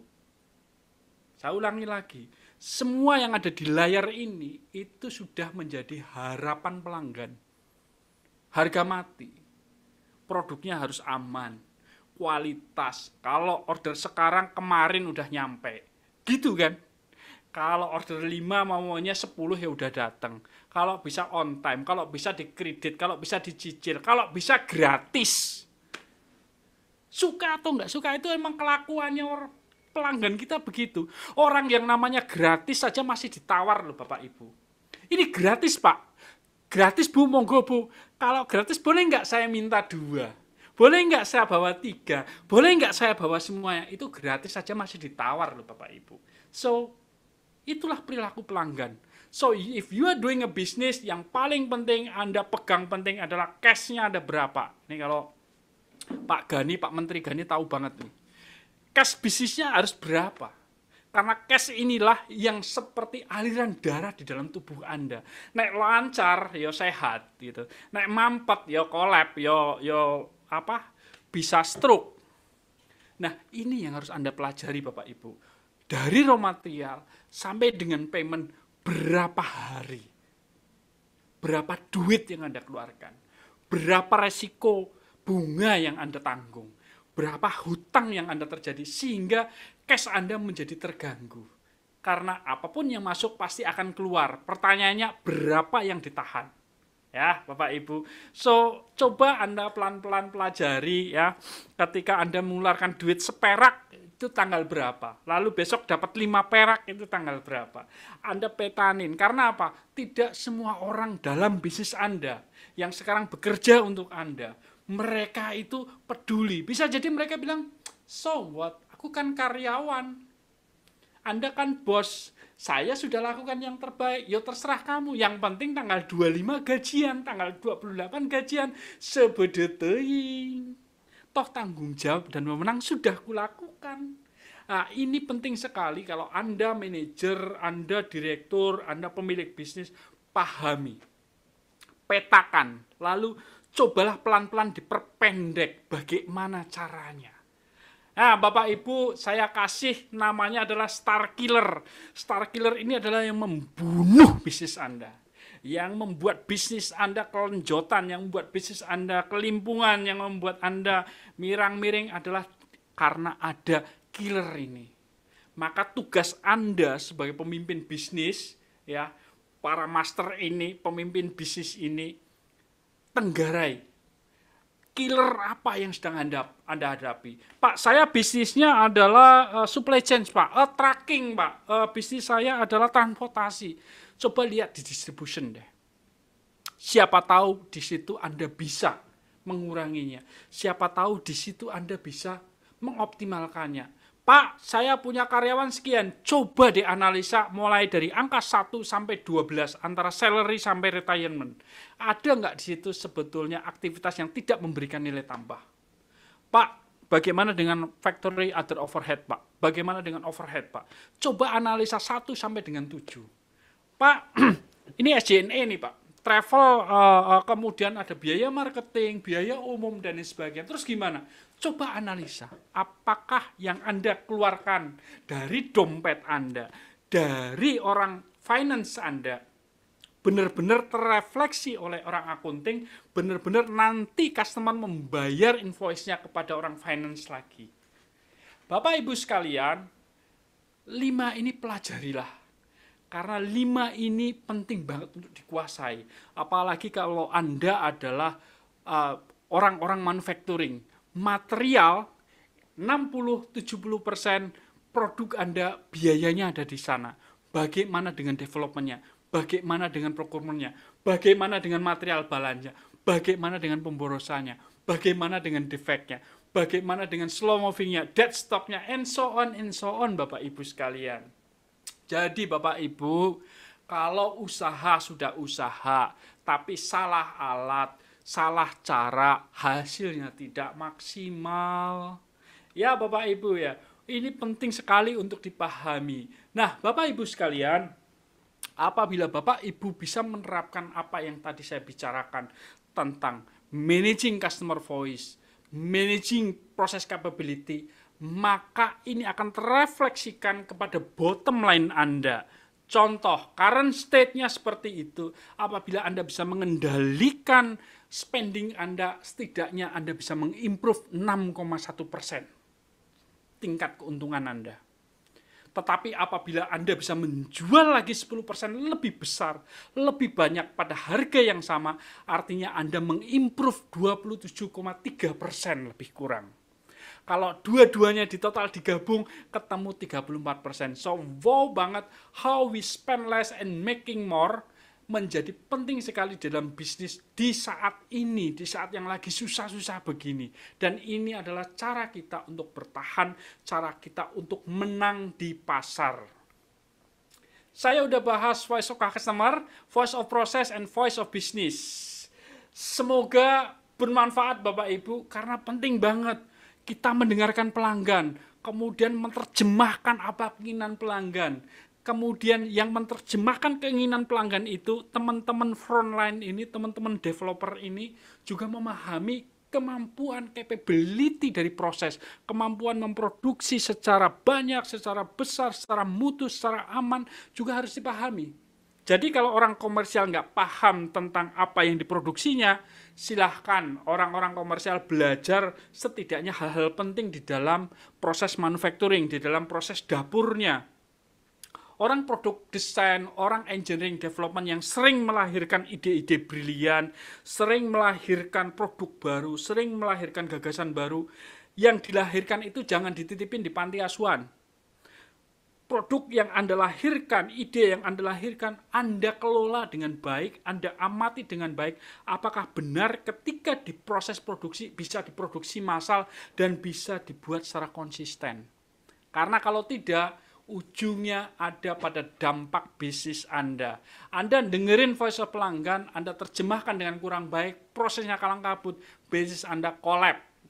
Jadi segitiga setimbang ini tolong pelan-pelan dipahami. Bahwa untuk membuat bisnis Anda bertahan, bisnis Anda lebih profitable adalah dengan memiliki proses yang capable untuk menerjemahkan voice of customer. Karena bisnis dapat uang dari pelanggan. Pelanggan puas, pelanggan akan datang, pelanggan akan bayar, pelanggan akan happy, bisnis Anda akan bertumbuh. Apa yang Anda dapatkan di sesi ketiga ini, Bapak Ibu? Silahkan di chat. Open PO. Wah, untung Open PO bukan Open BO, Pak. Good. Open PO. Jurnal evaluasi bisnis. Good. Keren. Ayo, apa lagi? Ayo. Apa lagi? Spend less, making more. Good. Ayo. Dapat apa kira-kira? Efisiensi. Yes, efisien, Mbak. We must efficient. Artinya kalau kita bicara efisiensi adalah antara input dengan output harus menjadi kesetimbangan yang baik. Jangan sampai inputnya 100, keluarnya 80, 20-nya kemana? Menghilangkan waste. Thank you Pak Dedi Setiawan, Pak Bu Heni, Pak Suwandi. Continuous improvement based on customer satisfaction process. Oke, satisfaction. Wah, Pak Rafael, terima kasih Pak Rafael Gunawan. Kepuasan. Nah, ini penting sekali kalau kita bicara kepuasan. Bisnis itu bukan alat pemuas pelanggan, Bapak Ibu. Tetapi bagaimana menerjemahkan keinginan pelanggan di dalam proses yang Anda miliki sehingga bisa cuan. Jadi pahami ya Bapak Ibu ya. Is very good. Baik, keren banget. Terima kasih. Repeat order. Thank you Pak Rafael. Baik Bapak Ibu, dan itu kami bahas di dalam buku Lean Business Improvement. Anda bisa dapatkan di Tokopedia, dan Anda tidak cuma dapat satu buku, tapi Anda dapat tambahan 2 e-book, yaitu Lean Six Sigma e-book dan Managing as Leader e-book. Jadi kalau Anda beli buku Lean Business Improvement, Anda dapat 2 e-book sebagai bonus. Baik, Bapak, terima kasih waktunya. Kita buka sesi. Kalau mau tanya jawab, silahkan. Monggo, Pak. Ayo, monggo Pak. Sorry. Moga-moga Ibu semakin hari malam semakin seru ini kelihatannya. Terima kasih 151. Iya. It's not too bad. Oke, Selamat malam Pak Wawang. Malam Bapak. Silakan Bapak. Silakan Pak. Ya, saya Reza dari Jakarta. Baik Pak Reza. Bergerak di sini, kita bergerak di services. Jadi saya processing penjualan teknologi dan informasi. Nah, jadi klien kita adalah jasa pengguna servis informasi teknologi, aplikasi kayak development untuk IT, Pak. Nah, Ya. Ini adalah kita ini dalam melakukan suatu project, kita misalnya tahu berapa orang kerja. Untuk ini kan kita lagi ngobrol tentang business improvement ya. Nah, dengan pembicaraan voice. Nah, misalnya kita mendapatkan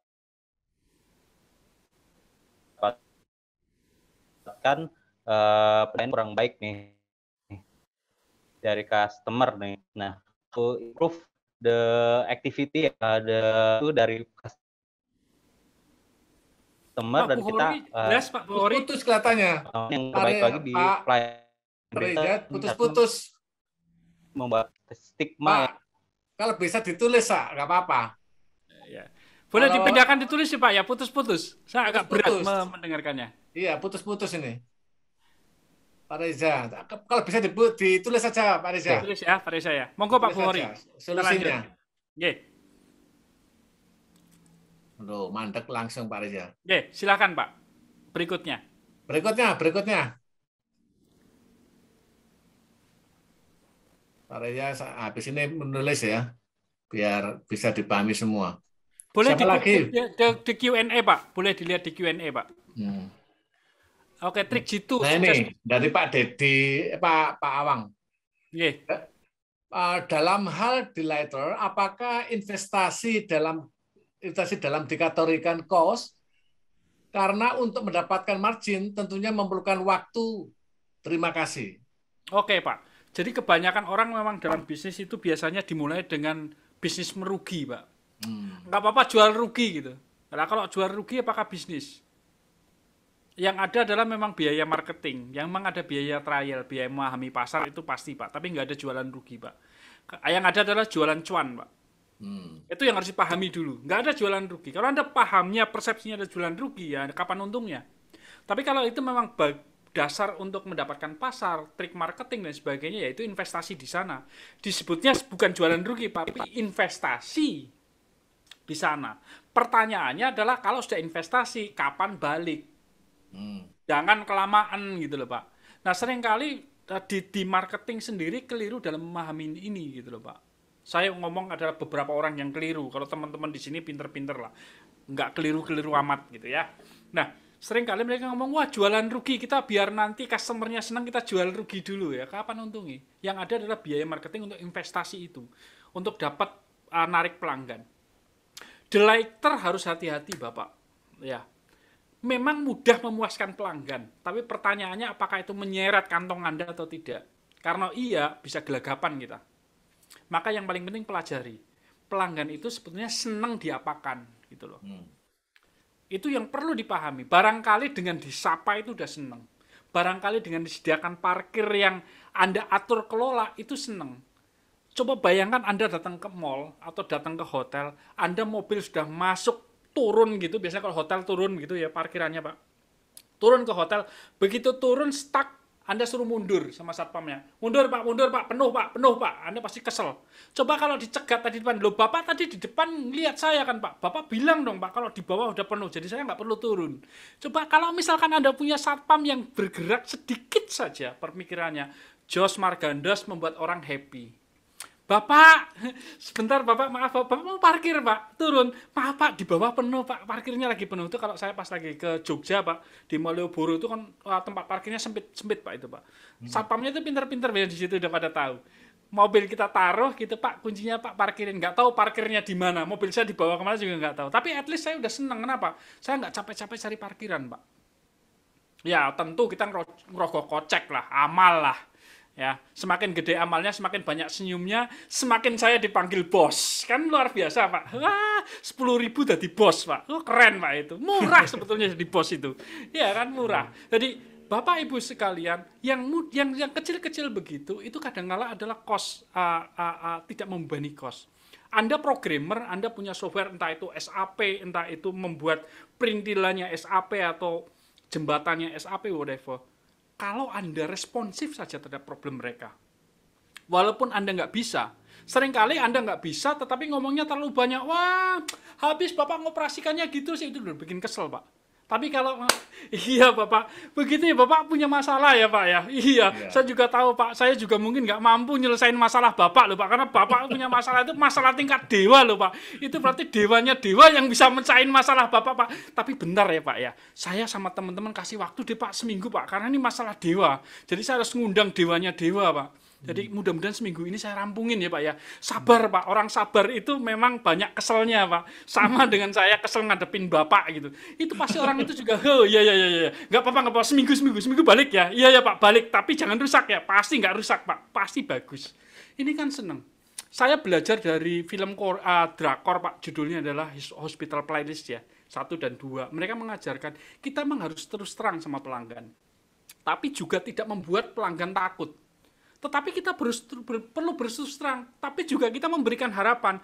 Tidak nakut-nakutin, tapi memberikan harapan, tapi kita juga tidak terkena klaim. Ini adalah sebuah permainan, Pak.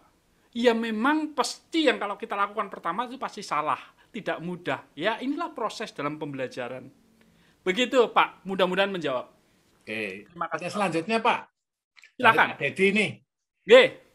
Pak, kalau kita menghadapi customer yang sensitif price, adakah cara untuk memenangkan kompetisi padahal cost sudah ditekan habis? Atau mungkin ini bukan segmen target jualan kita dan coba cari segmen lainnya? Nah, Bapak udah tahu jawabannya. Tapi begini, Bapak. Semua customer itu sebenarnya price sensitif, Pak. Semua customer itu price sensitif, Pak. Saya jamin, Pak. Walaupun dia duitnya banyak, pelit, Pak. Price sensitif, Pak. Yang membuat nggak price sensitif itu kehadiran wajahmu loh Pak. yang menenangkan, yang memberikan solusi. Itu barangkali ketika kompetisi, saya ngadepin banyak kompetisi Pak, karena bisnis saya hampir sama dengan bisnisnya Pak San, kadang-kadang rebutan pelanggan gitu. Artinya apa? Ya wajah kita lah yang membuat merayu, memelas gitu Pak. Jadi kalau nggak beli sama Anda itu rasanya apa ya, hatinya itu malah justru tersiksa gitu. Jadi mau nggak mau beli sama Anda. Tapi kalau saya ngomong konsep adalah memang benar Pak. Ketika price itu sensitif, maka peran penting adalah orang development, Pak, sama orang procurement. Ya, saya ulangi lagi. Ketika price menjadi sensitif, peran penting adalah orang development dan orang procurement. Saya urai begini, Bapak. Ketika produk Anda misalkan adalah seperti ini, lampu misalkan. Price-nya sudah sensitif, maka yang paling penting adalah bagaimana saya dapetin material yang murah. Artinya saya harus bisa bekerja dengan product development and also procurement untuk dapetin barang yang murah. Sehingga harganya bisa kami tekan. Wah, Pak, material itu udah susah, ini udah susah. Iya, memang susah. Tapi bagaimana cara cari resource itu penting banget, Pak. Jadi ketika price sensitif, maka upayakan orang R&D, orang development untuk bisa cari alternatif material bersama-sama orang procurement. Nggak mesti harus terus Pak cari.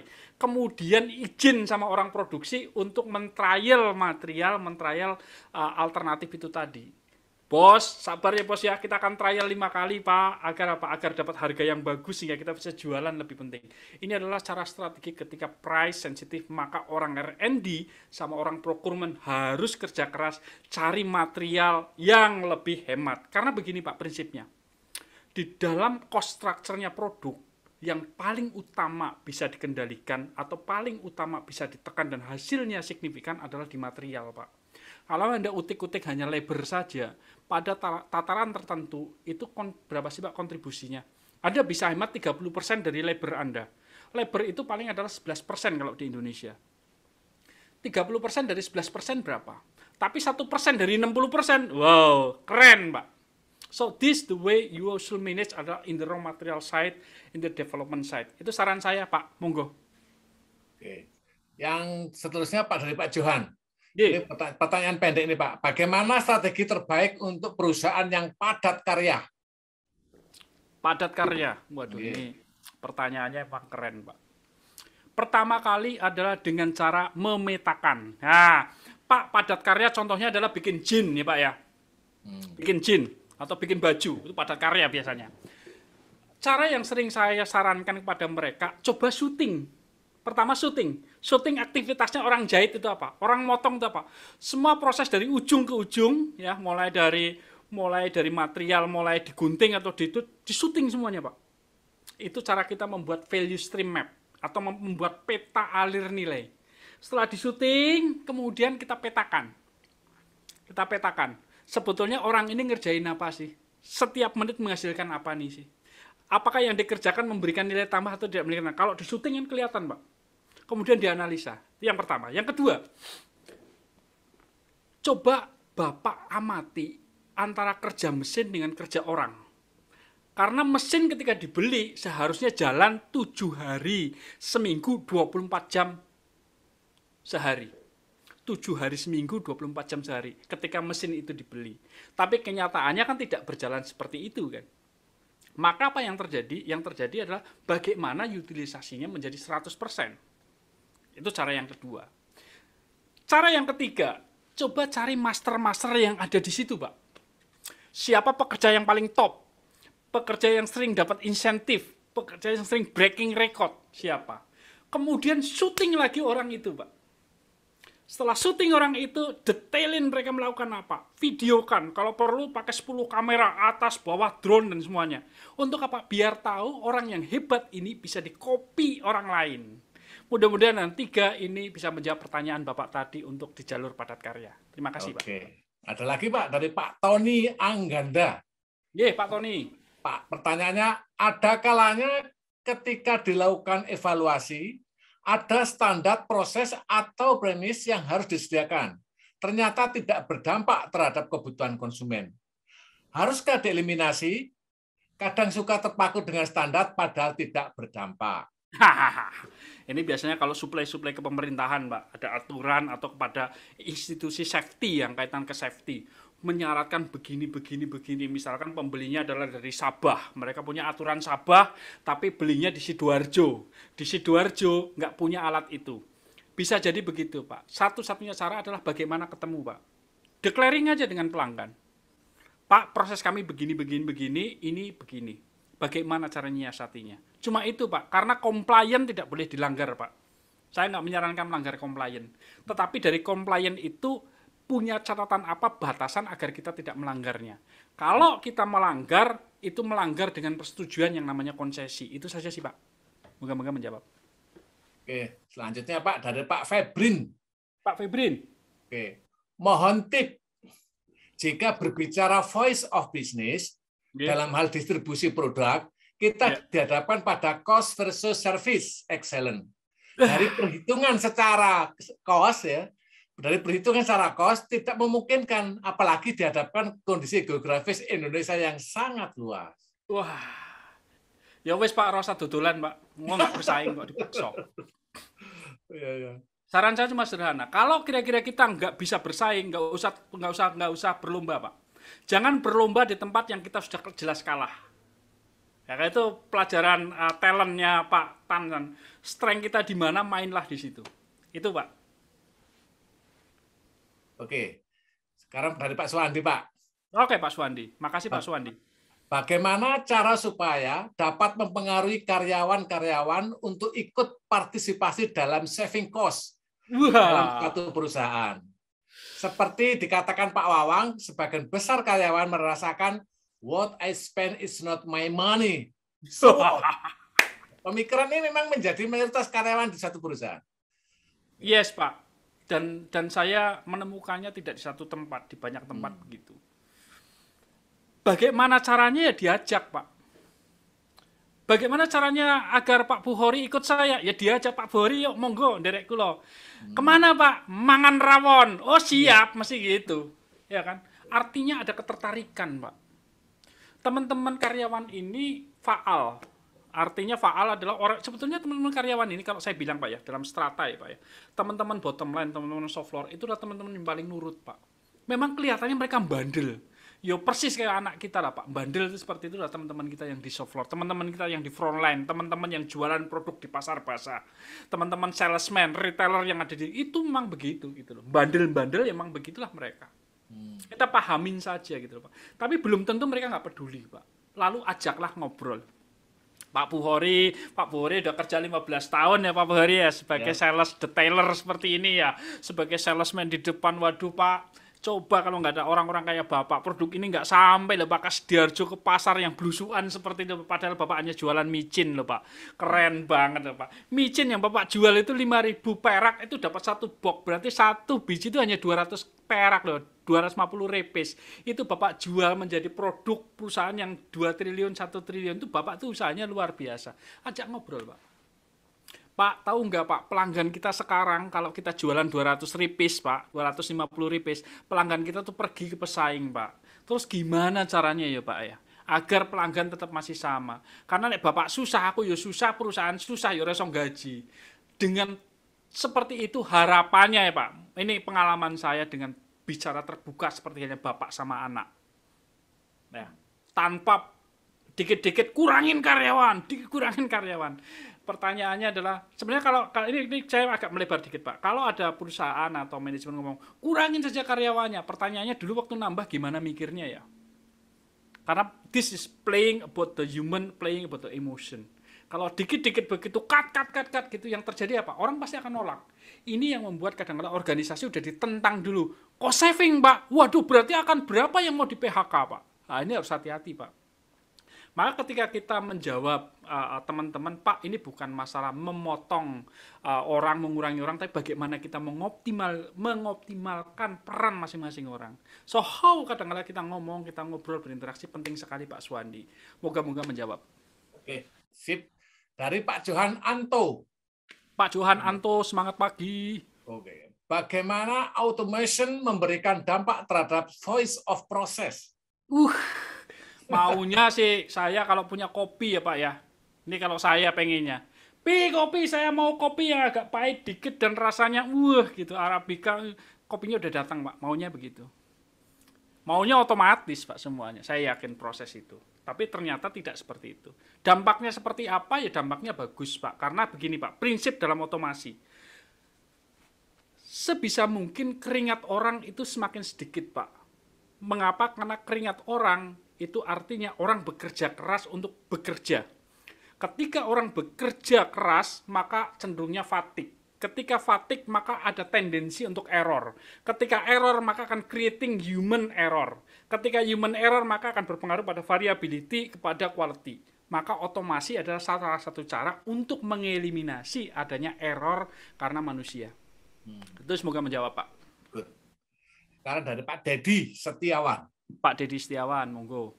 Pak, jika kita bergerak di bisnis UMKM yang orientasinya masih memperbesar omset dan traffic jualan, masih perlukah kita melakukan Six Sigma, di mana ada keterbatasan orang dan waktu yang mikirin improvement? Pak, menurut saya gini, Pak. Jadi Six Sigma itu memang sebuah luxury, kalau saya bilang.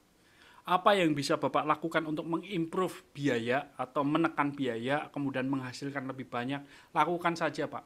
Jangan terlalu canggih-canggih amat. Jadi kalau menurut saya jangan pakai ilmu roket, Pak. Ilmu bikin roket terbang itu jangan dulu. Ilmu yang mudah-mudah saja, yang bisa dijalankan, yang bisa dilakukan. Beli material murah, yang dekat, yang saya nggak perlu nyetok. Sederhana itu. Nggak perlu Six Sigma. Ya, jadi ada cara sebetulnya yang logis, yang mudah kita lakukan. Lakukan aja itu dulu, Pak. Jangan buru-buru ke Six Sigma. Jadi kita main di buah yang berserak dan juga buah yang gandul-gandul kecil dulu lah. Mainan itu dulu. Jadi apa yang dalam jangkauannya. Monggo. Oke, dari Dini Tauriadi sekarang. Yeah. Ini minta tips bagaimana memulai Lean Six Sigma manufacturing supaya dapat berjalan untuk semua bagian di tengah rutinitas sehari-hari. Pertanyaannya keren. Sebenarnya gini Bapak Ibu sekalian. TPM, Total Productive Maintenance, Six Sigma, Kaizen ataupun juga. Seringkali orang memaknainya dengan pekerjaan tambah. Padahal sebenarnya kalau kita memperbaiki sequence kita dalam bekerja, memperbaiki cara kita bekerja, hasilnya pasti luar biasa.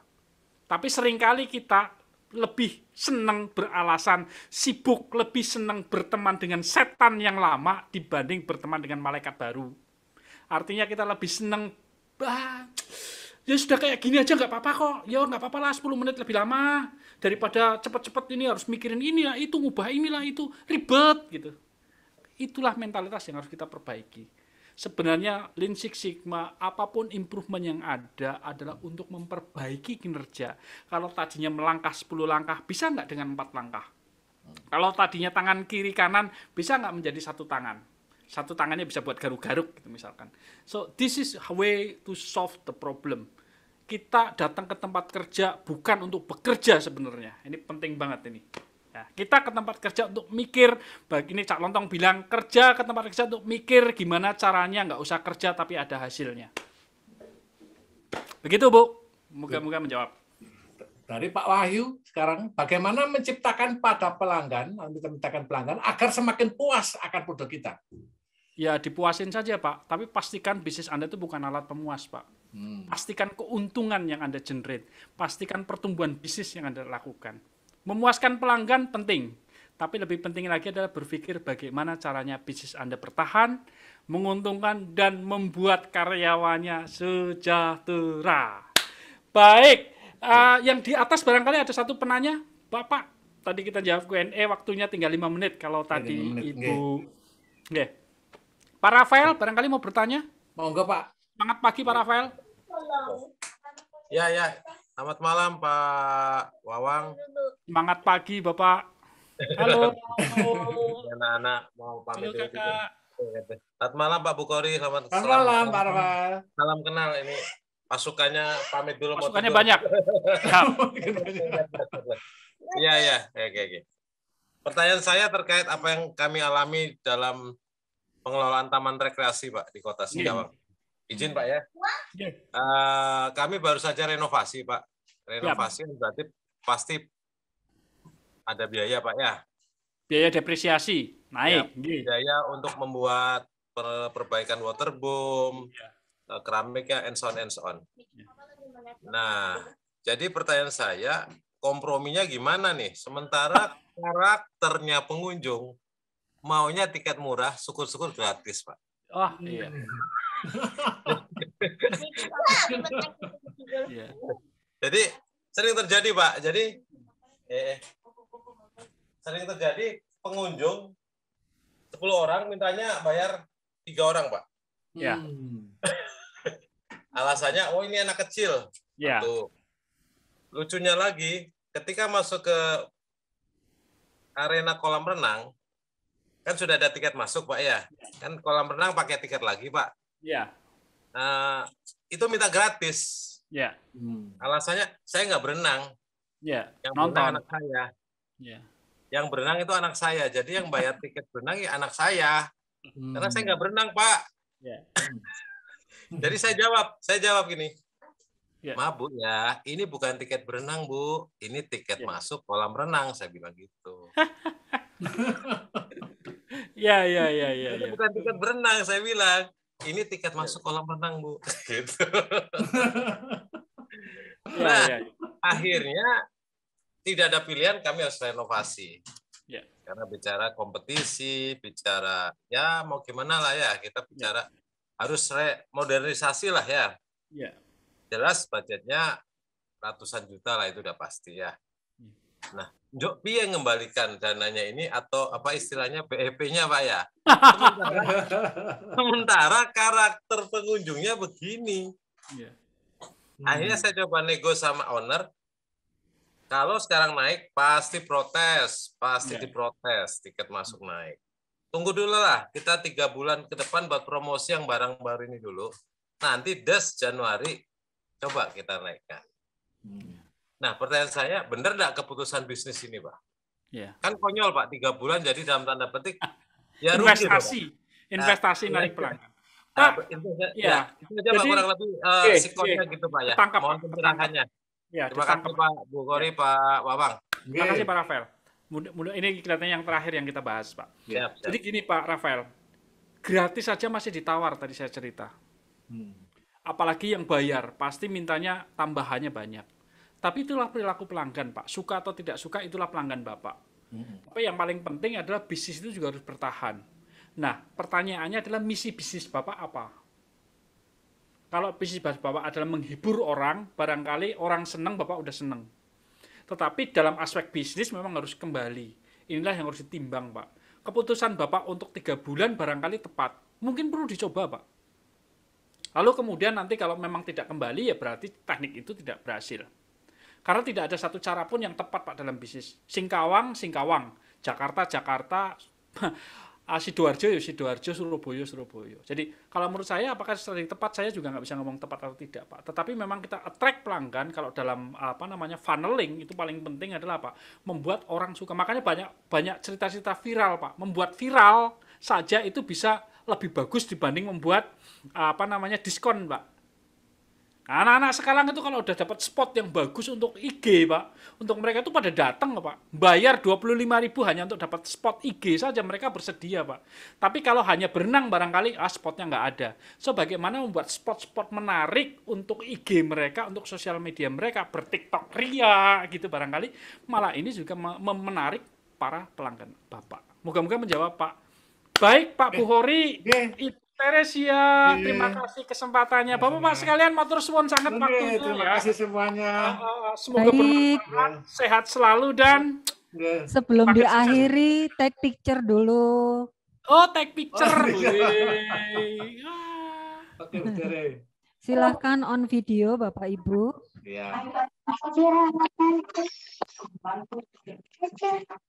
Mas Hendy dihitung ya. Ibu, sebentar. Pak Vincent Lim sedang join ke panelis.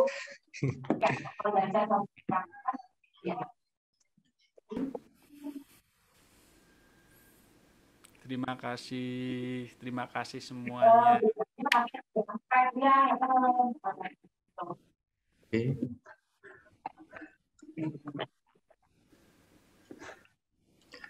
Satu, dua, tiga.